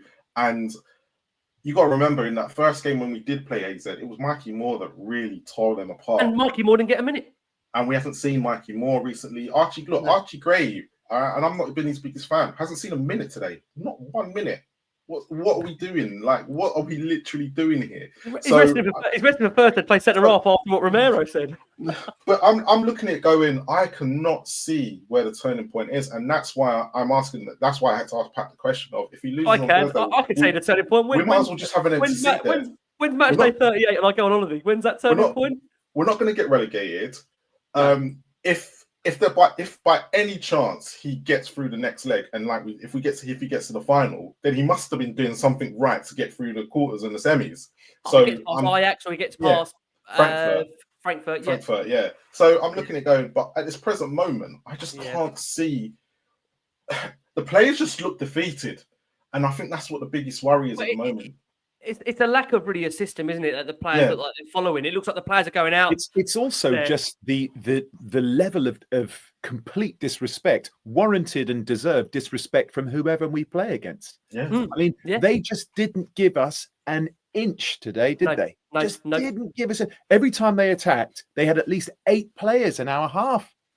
Like, no respect at all. Every time they close us down when we're playing out of the back, every time we tried to play it out wide, they weren't even allowed to turn because we are weak, and they see that. And they know that if you press these guys, they'll cough it up. And again, I've already said this. Pat said it as well. Marlon said it. They've just come off 2 losses, but they're licking their lips turning up at the Tottenham Hotspur Stadium. And that's the issue, is that we have to be so terribly good or change tactically, because any team is going to play against Tottenham Hotspur and just press us with everything that they've got. And that will garner results. So not only have you got to change tactically, you've then got to hope the players are actually listening. Yes. That want to change tactically. Yes. So it's all very well you deploy in the tactics. Yes. You then got to hope the players. You can't walk around with your hands in your pockets on the sideline, or have a captain who doesn't bring everybody together and just say, lads, stop doing that. We're going long. We're going long for the next. A captain on the field can just make a decision. Just say, you just say, listen, man, for the next 5 minutes, guys, we're going long. And you just say to Vic, you're not going to play it out to anybody. For the next, doesn't matter what he says, for the next 5 minutes, we're going long. And of course, the opponents hear that. The problem is that there is no feeling. There's no variety. There's no variety. We've tried scoring that same goal all season, haven't we? We kind of bring it to the byline, we cross to the back post, and it would be Johnson, it would be Werner, it would be someone to pack it in. There's no variation to the play. Porro gets too much abuse. The guy's being asked. He's part of every single attack. There's no cover for Porro at all. Yeah, there is no cover. This is why, again, I've been really defensive of Porro. People might think Porro's off his nut when he's running up the line like he is, but he's got no. That's his job, dude. He's got no protection behind him. He's got no protection in front of him. And we're doing the same thing. Surely at some point there's got to be somebody there that's going to offer him some form of protection or change the system to give him a little bit of balance. Look, we do need to go for this break. Before I do, let's bring in some of the comments. There's about 9,000 of you watching the show live. Thanks so much, as always, for all the incredible support for the show. Keep liking, keep subscribing. Whether you're nervous or not, we thank you. Nervous or not to subscribe, I don't bloody blame them. Should we have signed Arnie Slot, or would any manager signed by this stuff have the same problems? Good point. I think anyone's got the same problems to some degree, but what you got to ask yourself is, would somebody get more out of this squad than what we're seeing right now? Arnie Slot is a better manager than would be fifth. Yeah, we'd be fourth or fifth. Well, Arnie Slot would get a lot more out of this squad. He's a better coach. He's a better tactician. Hey, Arnie Slot saw sense to decide not to come here. That's all you need to know. Yeah, I know. That's it. When these tactically, just smart managers have the conversations with Levy, they always walk away. Your Nagelsmans, your Arnie Slots. Even back before that, you had a couple more that walked away. I think Potter's spoken. I mean, what do you think of Brendan Rodgers? When Brendan Rodgers was on the high rank at the time. What's that Italian guy that kind of just had the big fallout, and he headbutted a coach, and he was Gattuso. Yeah, that's Gattuso. No, not Gattuso. There's another one. Fonseca. Yeah, that's but it. I think we drove him bad in the end. Gattuso headbutted Joe Jordan. And was also Italian in his liquid top. I wish someone would headbutt me and put me out this misery for a few weeks. Ennis says here, we are in a rebuild, but we never know what we're rebuilding towards. 4, 6 trophies, selling out stadiums. I just want to know that I can adjust. Don't we all want to know that I can adjust? Danny Kiriakou, Danny, I hope you're well. Ricky, it's what I said. The number one priority this summer is a whole new medical team with a new manager. Yeah, I mean, AB says here what I think a lot of fans see. I just want to see balance. We went from negative football to all-out attack, and we've gotten worse. How are we not scoring despite this? Yeah, AB, I said that a couple of weeks ago on one of the pods, didn't I? It's just either all one way or all the other. Where's the middle ground? It's crazy. Why can't we find someone just normal? Why is it so hard? But this is the problem, lads. Let me throw something at you and to the panelists and to the viewers and the listeners as well. A manager that I think we could get in the summer, and I like him a lot, and he's tried and tested in the Premier League at various levels, is Marco Silva at Fulham. I think he's done a really good job over there. I like him a lot. He's rebuilt his career. I think he can be pragmatic when he needs to be. He can be offensive when he needs to be. He knows the league. He knows the culture. He knows the country. And again, that's very important. Some people are just better culturally than others. He's a manager that I like. And do you think we could get him? And would you like him? I mean, look, I think, would he be? I think the thing with Marco Silva is now that he's rebuilt his reputation to some degree where you think, would you then want to rebuild your reputation and come work for Daniel Levy? I think I know what you mean, Tej. He's at a point now where really maybe he thinks to himself, I want to now go to that next stage where maybe Fulham can't take him.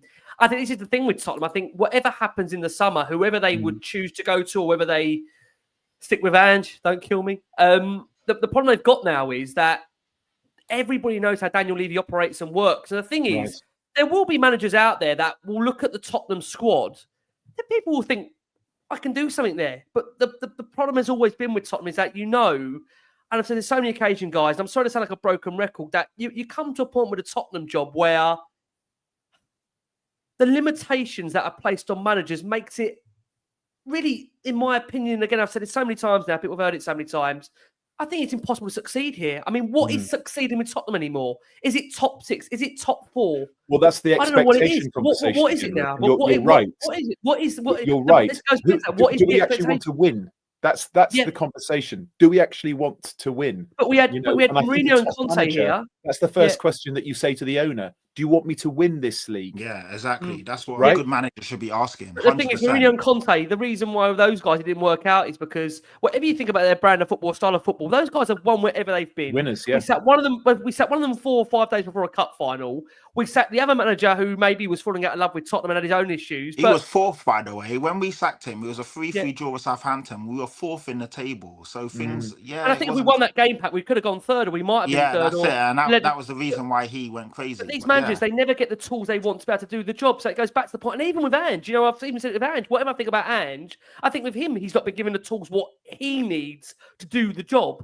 So the problem now, you're stuck in this kind of crossroads where a lot of the fans want the ball out, as we know. And I think, again, we've made our feelings clear on that where we stand as well. We'd also want to see a change in the ownership.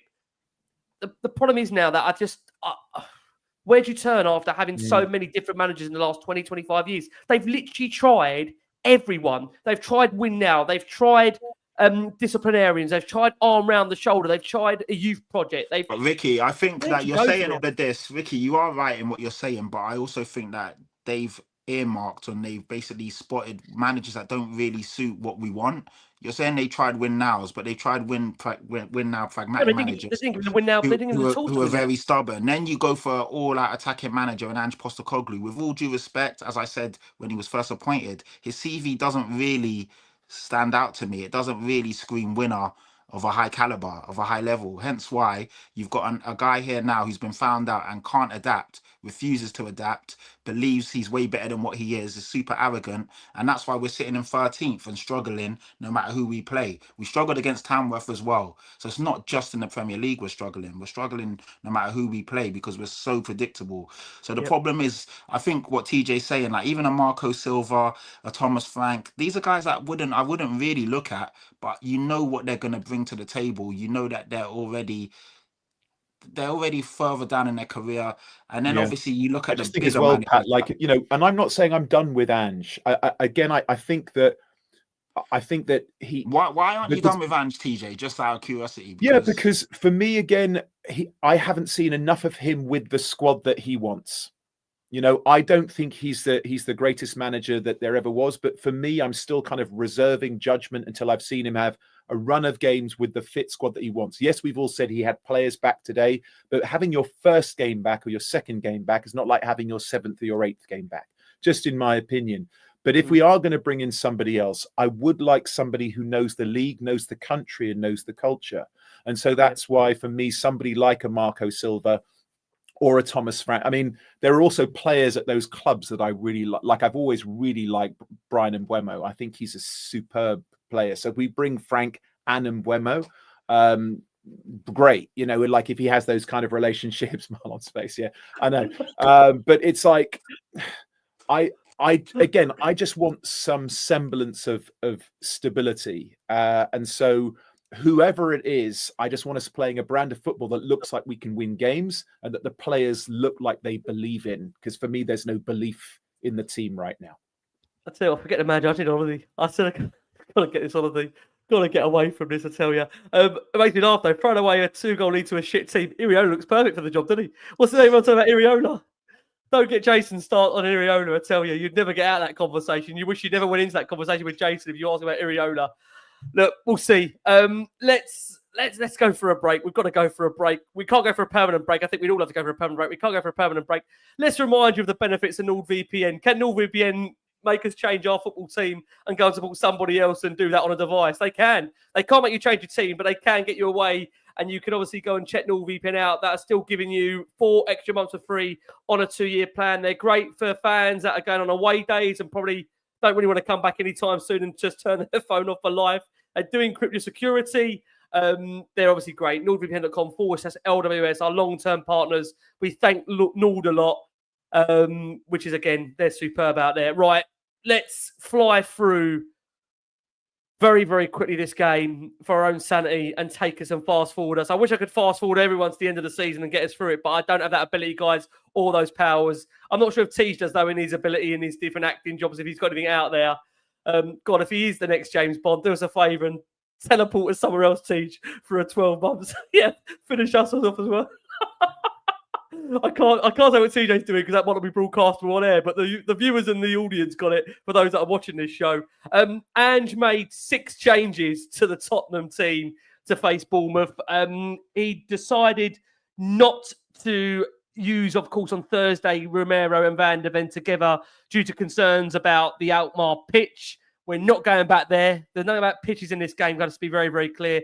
Just about the fans and their tolerance. Dominic Solanke returned to the action on Thursday, but suffered a pain knee to his backside, but he did return.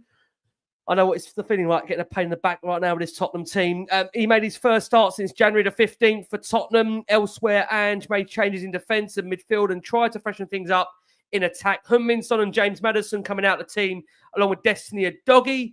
It meant for Tottenham, they lined up with Vicario, Porro Romero, Danso, Spence, Benson, Basuma, Saad, Johnson, Solanke, Odebear, with a bench of Kinski, Udogie, Van de Ven, Gray, Bergvall, Maddison, Son, Tell, Scarlett. Tell and Gray, the 2 notable players on the bench that were going round to the starters and geeing them up, if that's what you can call it. We'll come on to how we G'd them up in the first 15 seconds for those that are interested on that point. What also saw before the game was change for Tottenham, putting out their latest banners to effect. For those that missed these at all, that got to the Grammy a bit later, there's been some new banners that the Change for Tottenham organisation have brought into effect. A couple of them reading, built a business, killed a football club. That's one of the new banners that you'll see inside the stadium. And again, just a worthwhile push to you that the next protest will be ahead of the Southampton game. If you can, get down there. For those that want to get down there, I think, look, something needs to change at this football club, right? And if anything's going to change, it needs to be from the very, very top and then downwards. The nervous energy around the stadium definitely wasn't helped when Cristian Romero, and we'll come to Marlon for this moment, TJ's already got his hands on his head, and we've not even shown what's happened. Inside the first 20 seconds where Romero, he had his name read out to Cherries, but then 20 seconds later passed the ball straight into Evanilson's chest. And Vicario had to be at full stretch to turn away the forward shot just round the post. Nearly a disastrous comeback for the Argentine, who, as we made that point earlier, was very quick to suggest that it was the Argentine medical. No, I keep doing that. Argentine medical staff that got him back, not the Tottenham medical staff. Marlon, what were those first 20 seconds? Look, I said it earlier. Look, Romero with his feet playing Ange ball, he doesn't want to do it. The midfield and Danso he's probably playing with for the first time in months.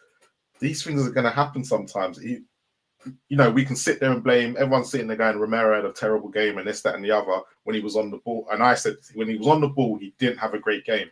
However, this is not the first time that we've made mistakes in the first minute because of the way that we want to try and play out straight from the back sometimes. And at the moment, as Sonny said in the comments, we have got no confidence. So if we keep trying this stuff when we're on the ball, these things are going to happen. Because this was just the catalogue of errors that ended up happening in the whole game.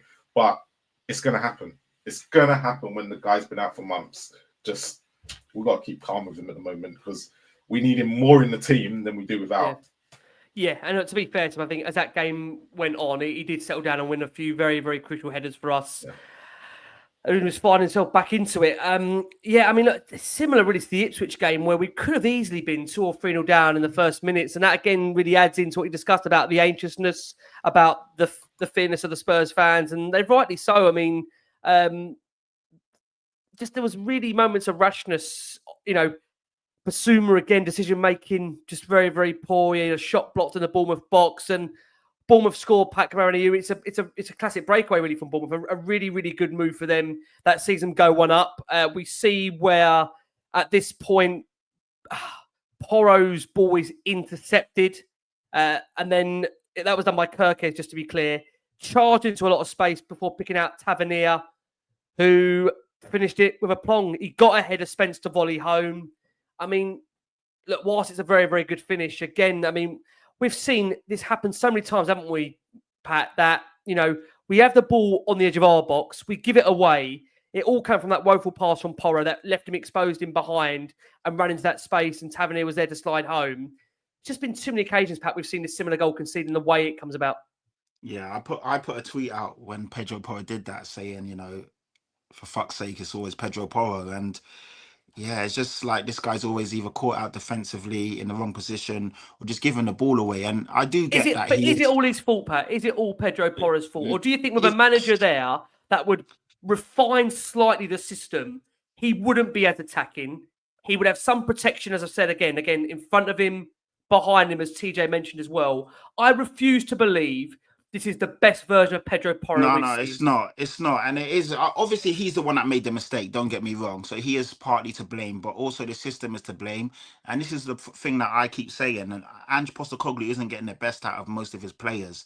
So the system, as a manager or as anyone, if you're a teacher, a manager, anyone that manages any sort of situation, if you're looking at a team that's underperforming, shouldn't you step back and say, what's going wrong? Why aren't these guys performing? What can I do to help these guys? What can you do to fix it? You know, what can I do to make sure these guys get the best of what's available right now? And surely you can see that this team isn't as bad as it's meant to be. Conte had these guys in third and fourth. He finished fifth last year. So what's gone wrong where we're so bad this year? And why am I forcing players to play in a way that doesn't suit them?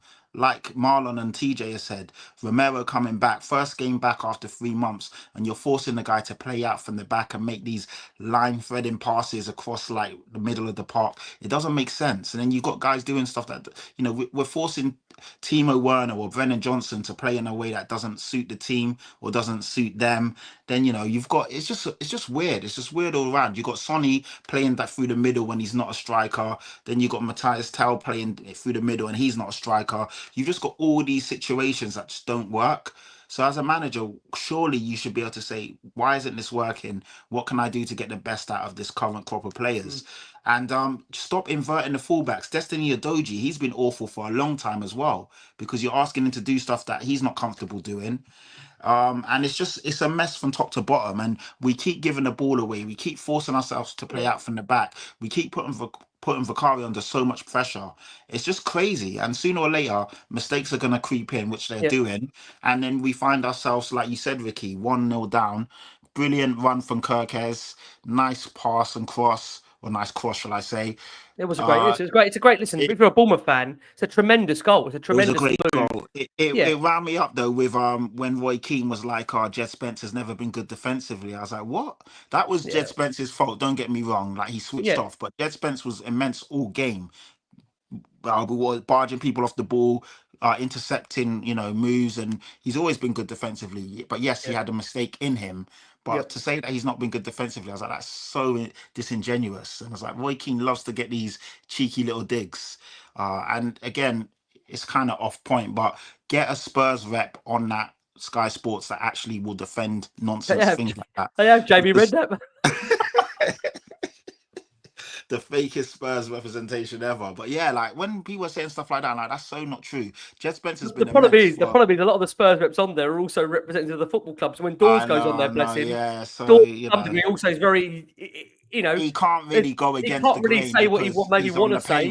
Exactly, that's it. Yeah. I love Dawes. I think he's a great Jermaine guy. as well. Bless him, Jermaine. Obviously, Jermaine's no longer at the club, I don't believe. But these guys, to be honest with you, I mean, will they get called back for the Legends games if they are going to be highly critical? Just call down Ben. It's fine. He's an Arsenal fan. But he's Arsenal. He hates us. He hates us. He don't hate us that much. He's quite good to us. He is fair. I mean, look, he hates parts of us, but to be fair to him, he will talk to us in a positive light if we're being positive. He won't go completely against us. No. Because a lot of Spurs fans stuck by him when he was so terrible. When the whole Harry Redknapp situation. But look, I mean, there might be suggestions out there that we should be highly critical of the players for that move, because again, that's why Ange Postecoglou is also under pressure, because of the way we've given goals away like that. I mean, the reality is that, yeah, it was a very poor goal to concede from a player perspective, and maybe that's why some would feel that to some degree with Ange, is it out of his control when we do concede goals like that? The reality is that also Ange Postecoglou sets up this team, and the reason why I kind of brought that up in the manner I did about the goal, because we've seen goals like that happen on so many occasions, on so many frequent times when it's the same players that are involved that leads to the nature of this. It's tricky. It's tricky. Look, we go in 1-0 down. Widespread boos at half time. And in the second half, Ange decides to make a double change. I know that double change did help Tottenham, of course, back into the game. We can't deny that. He introduced Lucas Bergvall and Heung-Min Son, Yves Bissouma, and Brennan Johnson made way. And again, with Brennan Johnson, I've been fairly critical of Brennan Johnson when I've said, if Brennan Johnson isn't scoring, what is he doing? That's been a common thing with a lot of panelists on this show. I know, Tej, you said that as well. If Brennan Johnson isn't scoring, what is he doing? And again, I can't believe that a different system wouldn't see better in some of these players. And he was asked about the impact Lucas Bergvall made to the game, Ange Postecoglou, in which he said that Lucas was great. He has been great, but he has played a lot. And we've just got to be mindful of that. He's been becoming an important part of our team. I thought he made a real big impact when he came on. Like I said, we were sloppy when we were on the ball in the first half, and he was one who I think takes more care of it. He's a technician. He carries the ball really, really well. I thought him and Sonny had a really good impact when they came on. And when we did see him come on in that early second half, we thought we were going to be 2-0 down. There was a reprieve for Tottenham. We were saved by the flag, in which, again, Tottenham at this point were pulled apart. It was a potentially massive moment in the game. Classic breakaway goal from Bournemouth. They fed it through from Kluivert after a dangerous attack. Semenyo was flagged offside. Spurs did survive. In between that period, Sonny cut inside, close. He kind of inches wide. It took a little flick of Adams. It hit the bottom of the post. Danzo's header from the subsequent corner was placed into Kepa's arms, really. You had that moment where Maddison jiggled and wriggled away, but then sat on his backside to watch Bournemouth motor forward and hit the post as well. There was that big cheer that went up from the South Stand and on the hour mark where Mickey van der Ven made his return, in which it was his first Premier League action since December the 8th. James Maddison also came on for, as we said, the terrible Bentancur. Really, really poor performance from Rodrigo Bentancur. I know TJ shaking his head earlier. This is Rodrigo Bentancur that apparently Spurs are looking to open preliminary talks over a new deal, and has also got himself suspended for the AZ Alkmaar second leg. I mean, look, could tear into so many of these players, but there were so many that really had off games. I mean, where would you stop? Really poor from Bentancur in that game. Again, it's the belief, isn't it, Rick? Yes, it's the belief. And like I said, I don't think it's any great surprise that the players who did have good games today. But I mean, I thought Vicario was superb. And again, Marlon and I have both been on the record sincerely apologising for ever doubting him. We got all excited about Kinski when he came in. Vicario was magnificent today and saved us from potential enormous embarrassment. But yeah, Bergvall, he's energetic and he's very positive, right? And because he believes in his ability, and also I think he sets a higher bar for himself. Like Kulusevski, he sets a higher bar for himself, whether you get there or not. Wants to be the best. And again, that's the difference, man. And so we need more players with attitude like that. Bentancur receives the ball when he's standing still and doubled. And he just doesn't have the ability to turn and get out of there. And if you don't have the ability to play that, but you don't have touches, again, like how many additional touches, like so many players were culpable of that today. Too many touches, man. You don't get that many touches in the Premier League. No. Good friend of mine from over here, lovely guy, crazy story, right? 45. He's like, I always wanted to be a footballer. At 45, moved to Portugal and give him a week to get a game the way we're playing. He played for a second division team over in Portugal, like at 45. Crazy, right? And he just said, listen, man, the speed is what you don't realize, and that's second division in Portugal. Can you imagine the speed of the Premier League? You don't get time for all of those touches, so you've got to sharpen up technically, man. And also, to Pat's point, to Marlon's point about Romero playing those crazy balls across the box which can get intercepted by a number 9. Again, if you're going to play out the back, you have to have a very rigid system where a player who is receiving the ball, that if he is dispossessed, you're through on goal, he must always have at least 2 outlets, at least. So yes, it was a terrible pass, but you can't see it from that screenshot that you showed. I guarantee Pedro Porro wasn't there on an easy square. I guarantee he wasn't. Of course, yes, you can go home to Vicario, but we all know Vicario ain't great with his feet either. So if you're going to play that system, you have to have it that every player always has at least 2 outlets, because otherwise they close you down and they're through on goal. You said about Vicario, we did see that nervy moment actually during the game when they went back to Vicario. Yeah. I think Pat nearly had to go back to the toilet again at half time after he saw that from Vicario. Pat was diving at the screen to try to save the ball. Pat was in the stadium trying to get the ball. That was the problem. Yeah, exactly. He's been trying to get the ball for the last 18 months, didn't you, Pat? Trying to throw stop this like game. a 50p, like, get it. Is anyone that's tried to disrupt? Is anyone that's trying to disrupt the game the last 18 months? Pat would have tried, I believe you. We don't learn from our mistakes, man, and it's just crazy. And I don't know why we keep forcing. I think we're the only team in the Premier League that overplays out from the back, and I just don't really understand what Ange's reason. We're not very good at it. I know, it's weird. Like, what is the obsession with playing out from the back so religiously, like every single moment? And you can only do it if you can do it first time. Everybody has to be able to do it first time, or don't do it. I also understand though if you're good at it, but we're not very good at it. So why do we keep doing it? I mean, that will send people crazy. Look, Bournemouth eventually did double their lead. Miles, coming over to you.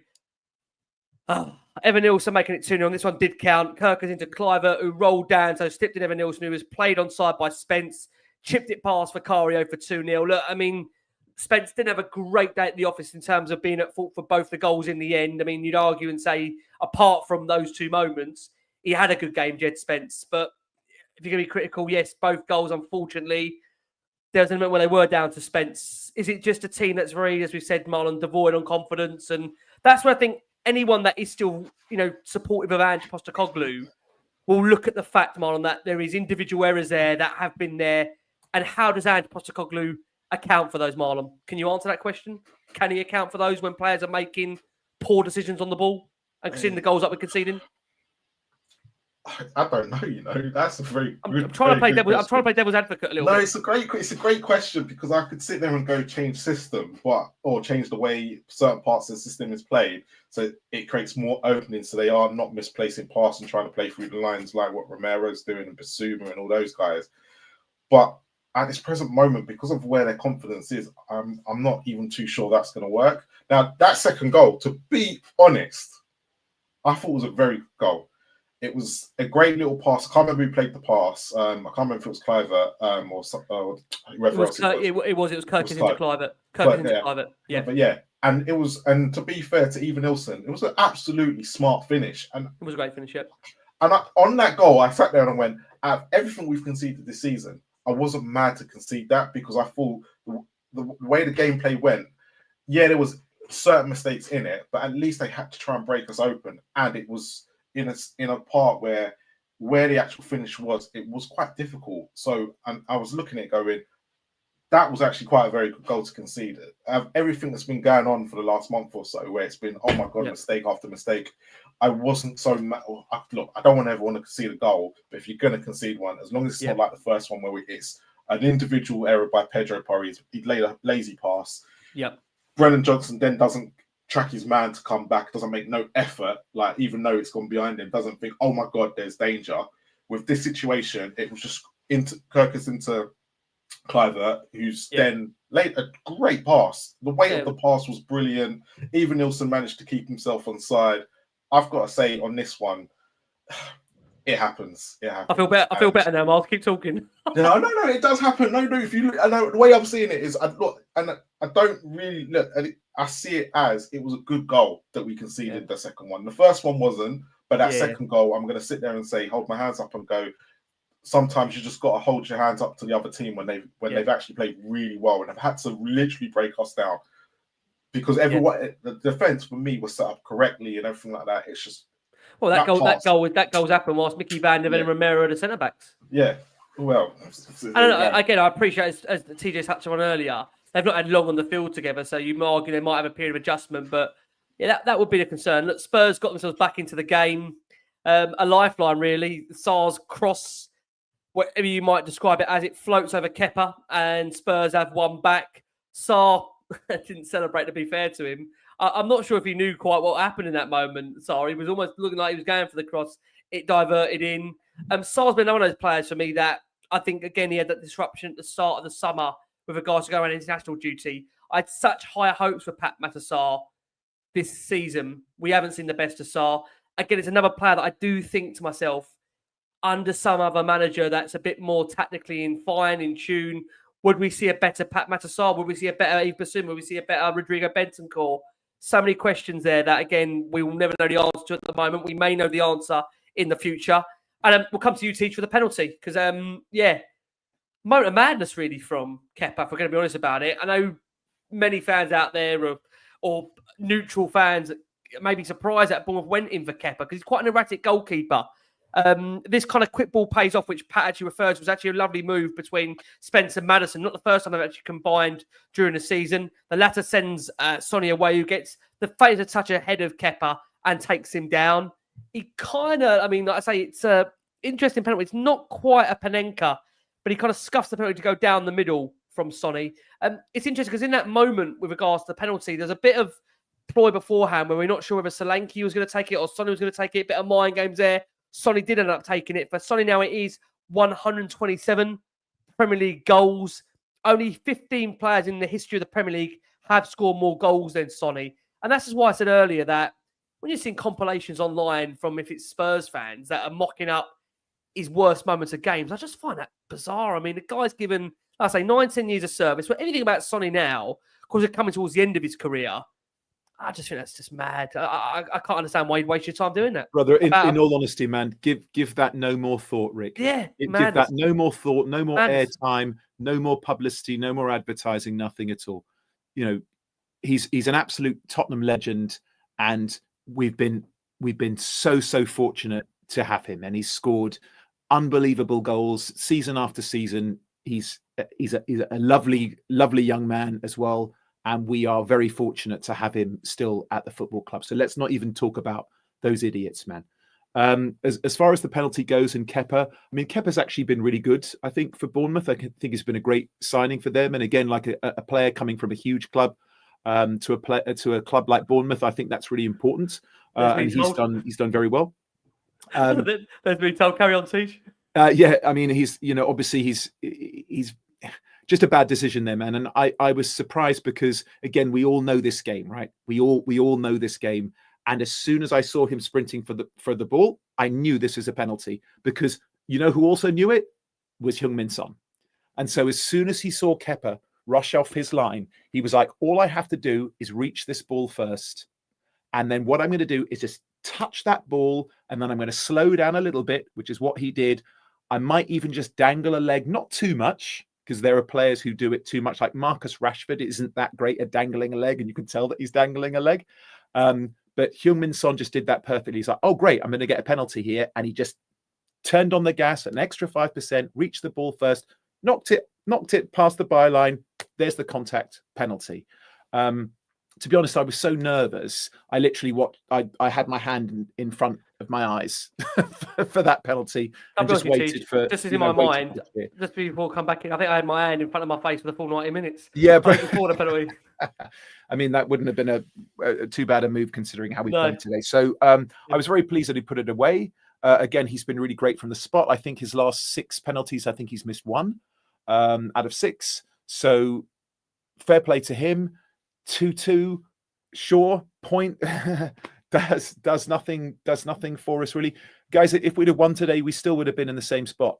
Yeah, you know, we would have been 2 points behind Brentford rather than 4 points behind Brentford. So I mean, it's the first time I think I've not even mentioned the table anymore, because dude, who cares, right? So happy for Sonny. And listen, man, to Marlon's point, you know, when he was saying what a terrific goal and what a great finish and all that, I mean, Bournemouth were magnificent today. They were fantastic today. Didn't give us an inch, no respect. You know, flying into Tavernier was amazing. Semenyo was fantastic. Why is that? But is that a common thing though, Tej? Why is that many teams? Because they turn up knowing we're a soft touch, Rick. Like I said before about belief, it's for the same for your opponent. If you don't believe you can win, your opponent does believe they can, and more often than not, they will. That's it. It worries me that, though, isn't it? I mean, this has been a common theme, Mentality. definitely over the last kind of 12, 15 months, that we seem to make every team look like absolute world beaters. You know, Tamworth came off must have been part-time Brazil players. And one of the guys have gone back working in Zara the next day. Not just better on in Zara, I like their clothing, but like the fact of the matter is that these guys are walking off and they're thinking to themselves, God, you know, it is remarkable how many games that we've had where players must walk off that field thinking, I don't know. I just honestly don't know about this season anymore. I mean, honestly, this club has broken me. You know, coming into last one on Spurs, Pat must have thought, what's happening? I was a really positive fan, but I think they've ground a lot. I see a lot of people on X that I've known for kind of 9-10 years, people that I kind of liaise with and speak to. And I see the same in them, where I've known these that have been really kind of positive. They're moderate fans as well. They're not fans that are losing their temper. They're kind of measured. They are, you know, very much kind of in tune. They love the football club, don't get me wrong. But there is that feeling now that I see a lot of fans. There is such a disconnect, Pat. I'm sure you know it's away as well, Pat. I mean, have you ever noticed so many disconnecting Tottenham fans right now at this point? You know, we've had tough, don't get me wrong, look, we've all had tough times being a fan, but I think there's a lot of fans out that are just like, I know fans that kind of they're going at the moment. Yeah. That's the attitude. Like fans in the stadium, it's a chore now. That's probably the best way to put it. It feels like a chore going to games. It should always feel like a privilege, and it should always, you know, you get to meet the fans and the people that are your neighbors and your basically people that you sit between, your family members that you go with, all of this stuff, and it just kind of feels like laborious, and it's not another one. Do you know what I mean? How many more have we got left? And you're checking and looking, only 3 games left, fantastic, only 2 games left. It just feels like a chore at the moment, and it should never feel like that. And obviously we know we're in a privileged position. We know that there's so many how fans. bad it is? I've not even sent you guys the April dates yet. It's crazy, and this is why when Ange says the stuff that he said today, it really wound me up, because I'm like, us guys are going all out for you. We're still traveling to games. You got match going fans home and away, still singing to the 97th minute for the team, and this guy's then trying to turn it on us. I'm like, nah, this is wild.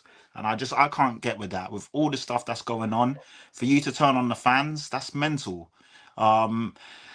Yeah, it's hard, and it's a shame because unfortunately it's the Daniel Levy's and the Ange Postecoglou's that have got us where we are now. I saw a comment in the comments saying about you know, with all due respect, Pat, Ange is the one that changed the game in the second half. And I'm like, really?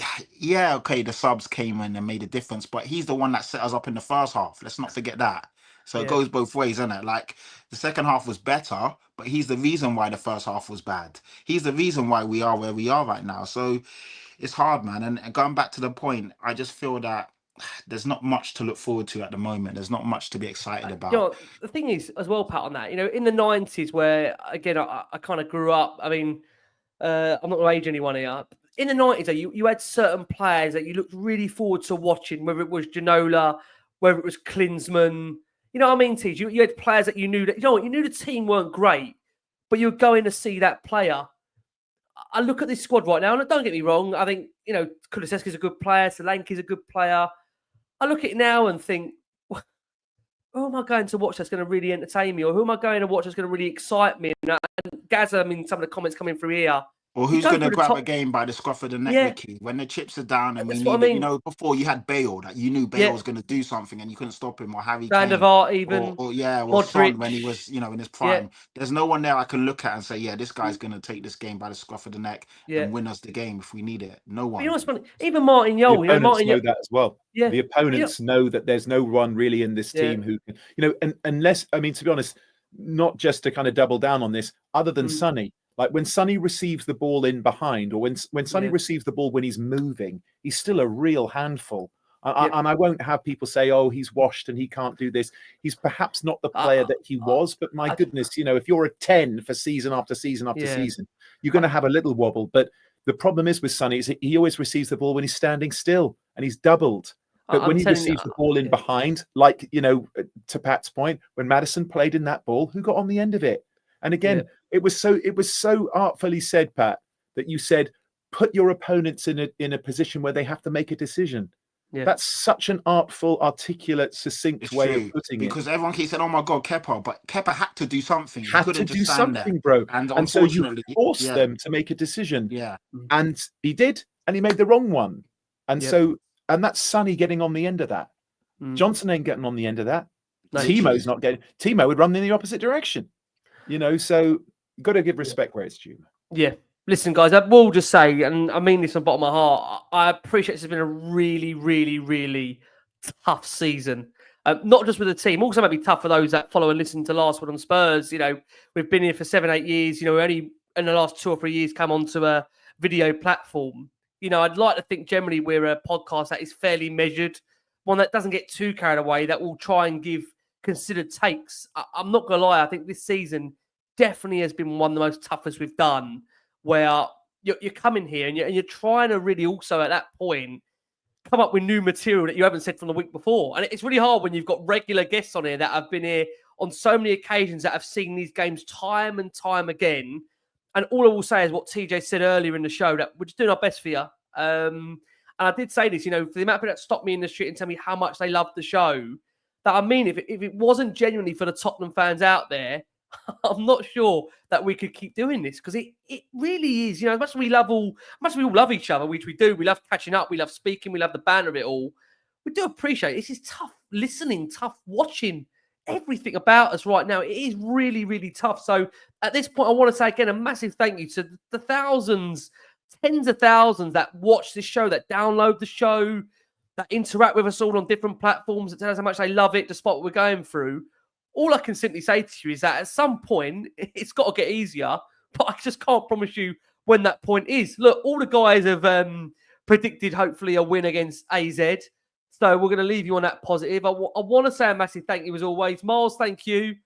Tough, isn't it, Miles? I mean, again, I know like you know, you're fairly measured out there, but it's difficult times right now. And we are, in all due respect, we're disillusioned to what we're seeing right now, because we want to be saying positive things about the football club. Of course. And look, if Daniel Levy ever listens to this message right now, I'm going to say one thing to him. Carey has not picked up the phone to TJ yet, so we've got a manager in waiting, okay? So me and Patrick will be there on the sidelines as well with him, yeah? So I'm just throwing this call out there, and Ricky will be directing at the wheel. We are here to save Tottenham.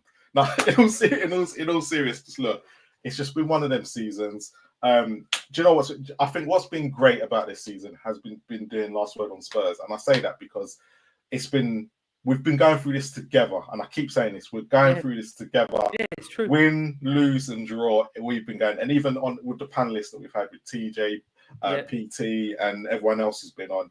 It's just look, we've all been going through it, and that's all I'm going to say on that, because at the end of the day, it's been tough.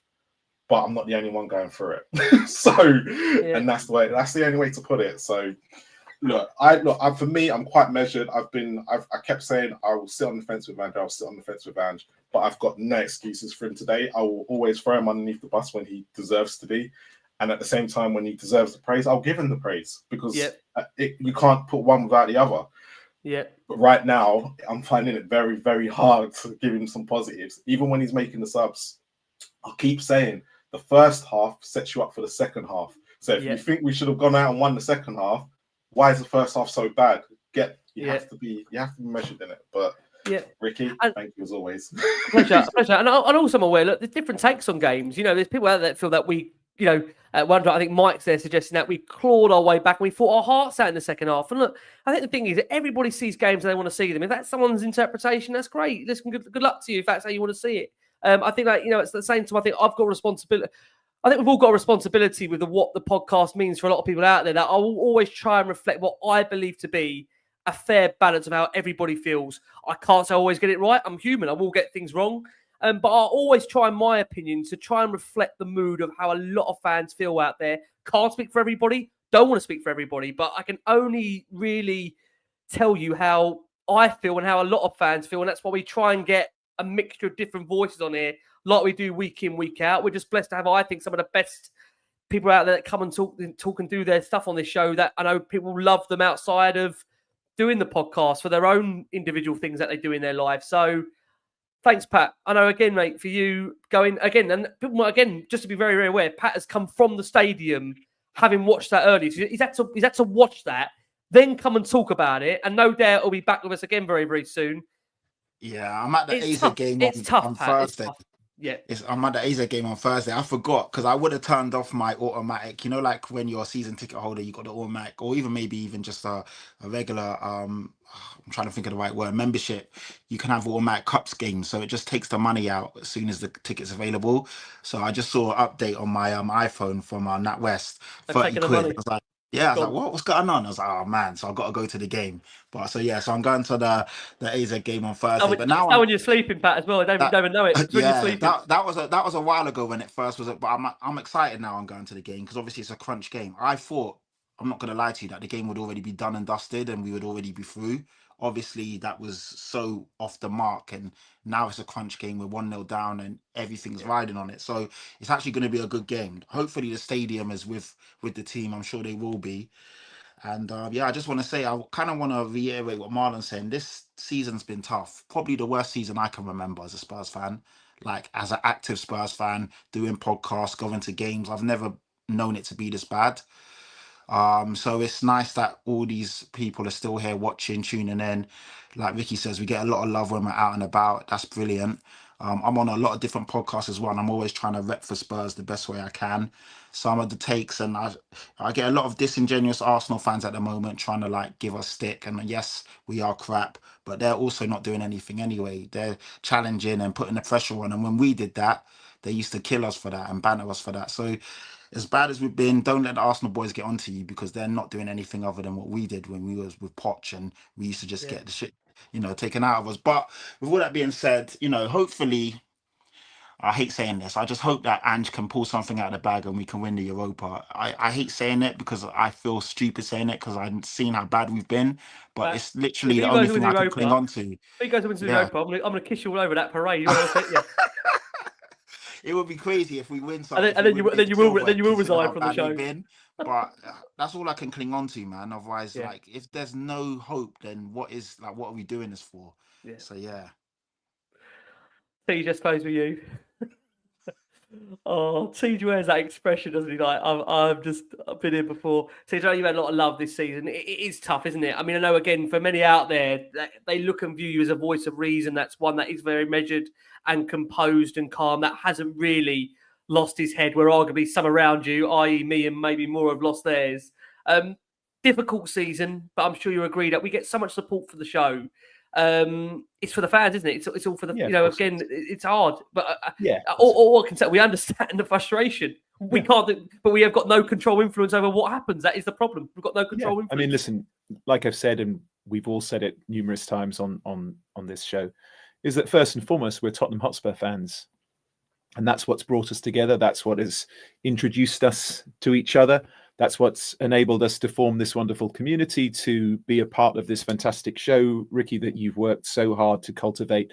And it's evolved in a very organic, very authentic manner. And I think that it's the authenticity of it that really speaks to the viewers and the listeners. And so, again, as always, mate, I take my hat off to you, to the panelists, to the viewers, to the listeners. We will try our best for you. And to Marlon's point, it does make me feel better to know that we're going through this troublesome period with a community, whether we agree or whether we disagree. And even when we disagree, let's try to do it in a respectful manner. Yeah. And let's hope. I know, Pat, I know it's hard, brother. I know it's difficult to think, do I even want him to win? But the problem is that those decisions are made with heart and never with head. Yeah. And so, brother, as soon as you turn up and you've got your scarf on, you've got your hat, you're going to be singing loudest, bro. And I know that, and I'll be watching from home and cheering for the team and cheering for you. And I think I'm back. Am I back on the show on Thursday, Rick? Is that right? Am I back? Unfortunately. Yes, I am. I knew by the expression on your face that was lost to our listeners on audio, the abject misery on Ricky's face for me. So listen, not a great performance today. 1 point. Whatever, but I enjoyed being on the show, as I always do. My thanks to you, Rick. My thanks to Marlon. My thanks to Patrick, to the viewers, to the listeners. Much love to the community. We'll do our best for you next time. Take care. TJ, thank you so much. Again, thank you so much for all the support out there. Like I say, only over 10, 11,000 of you are watching the show live. Look, again, we can't thank you enough for the support. Guys, as we've said and touched upon, it's going to get easier. When, I don't know. But again, just to echo, thanks so much for all the support. Really tough at the moment. Let's hope somehow, miraculously, this season's going to end in some kind of silverware, which I feel like I'm kidding myself by saying that. But listen, who knows? Football's the strangest of games and the stranger things happen. And being a Tottenham fan, who knows what to expect or predict. I want to say a massive thank you to, again, the wonderful Marlon at the Spurs Kings. Miles, thank you so much. Kids to attend to. This is what we do outside of this. Where the reality does really hit us. The wonderful Patrick Tyrant, Patty, thank you so much. We're going to see you back on very, very soon. And the brilliant TJ Ramini. Guys, we've been the last one on Spurs. It will get easier. Keep liking, keep subscribing. Thanks so much for the support from myself, from TJ, from Patty, from Marlon. As always, keep the faith. Come on, you Spurs.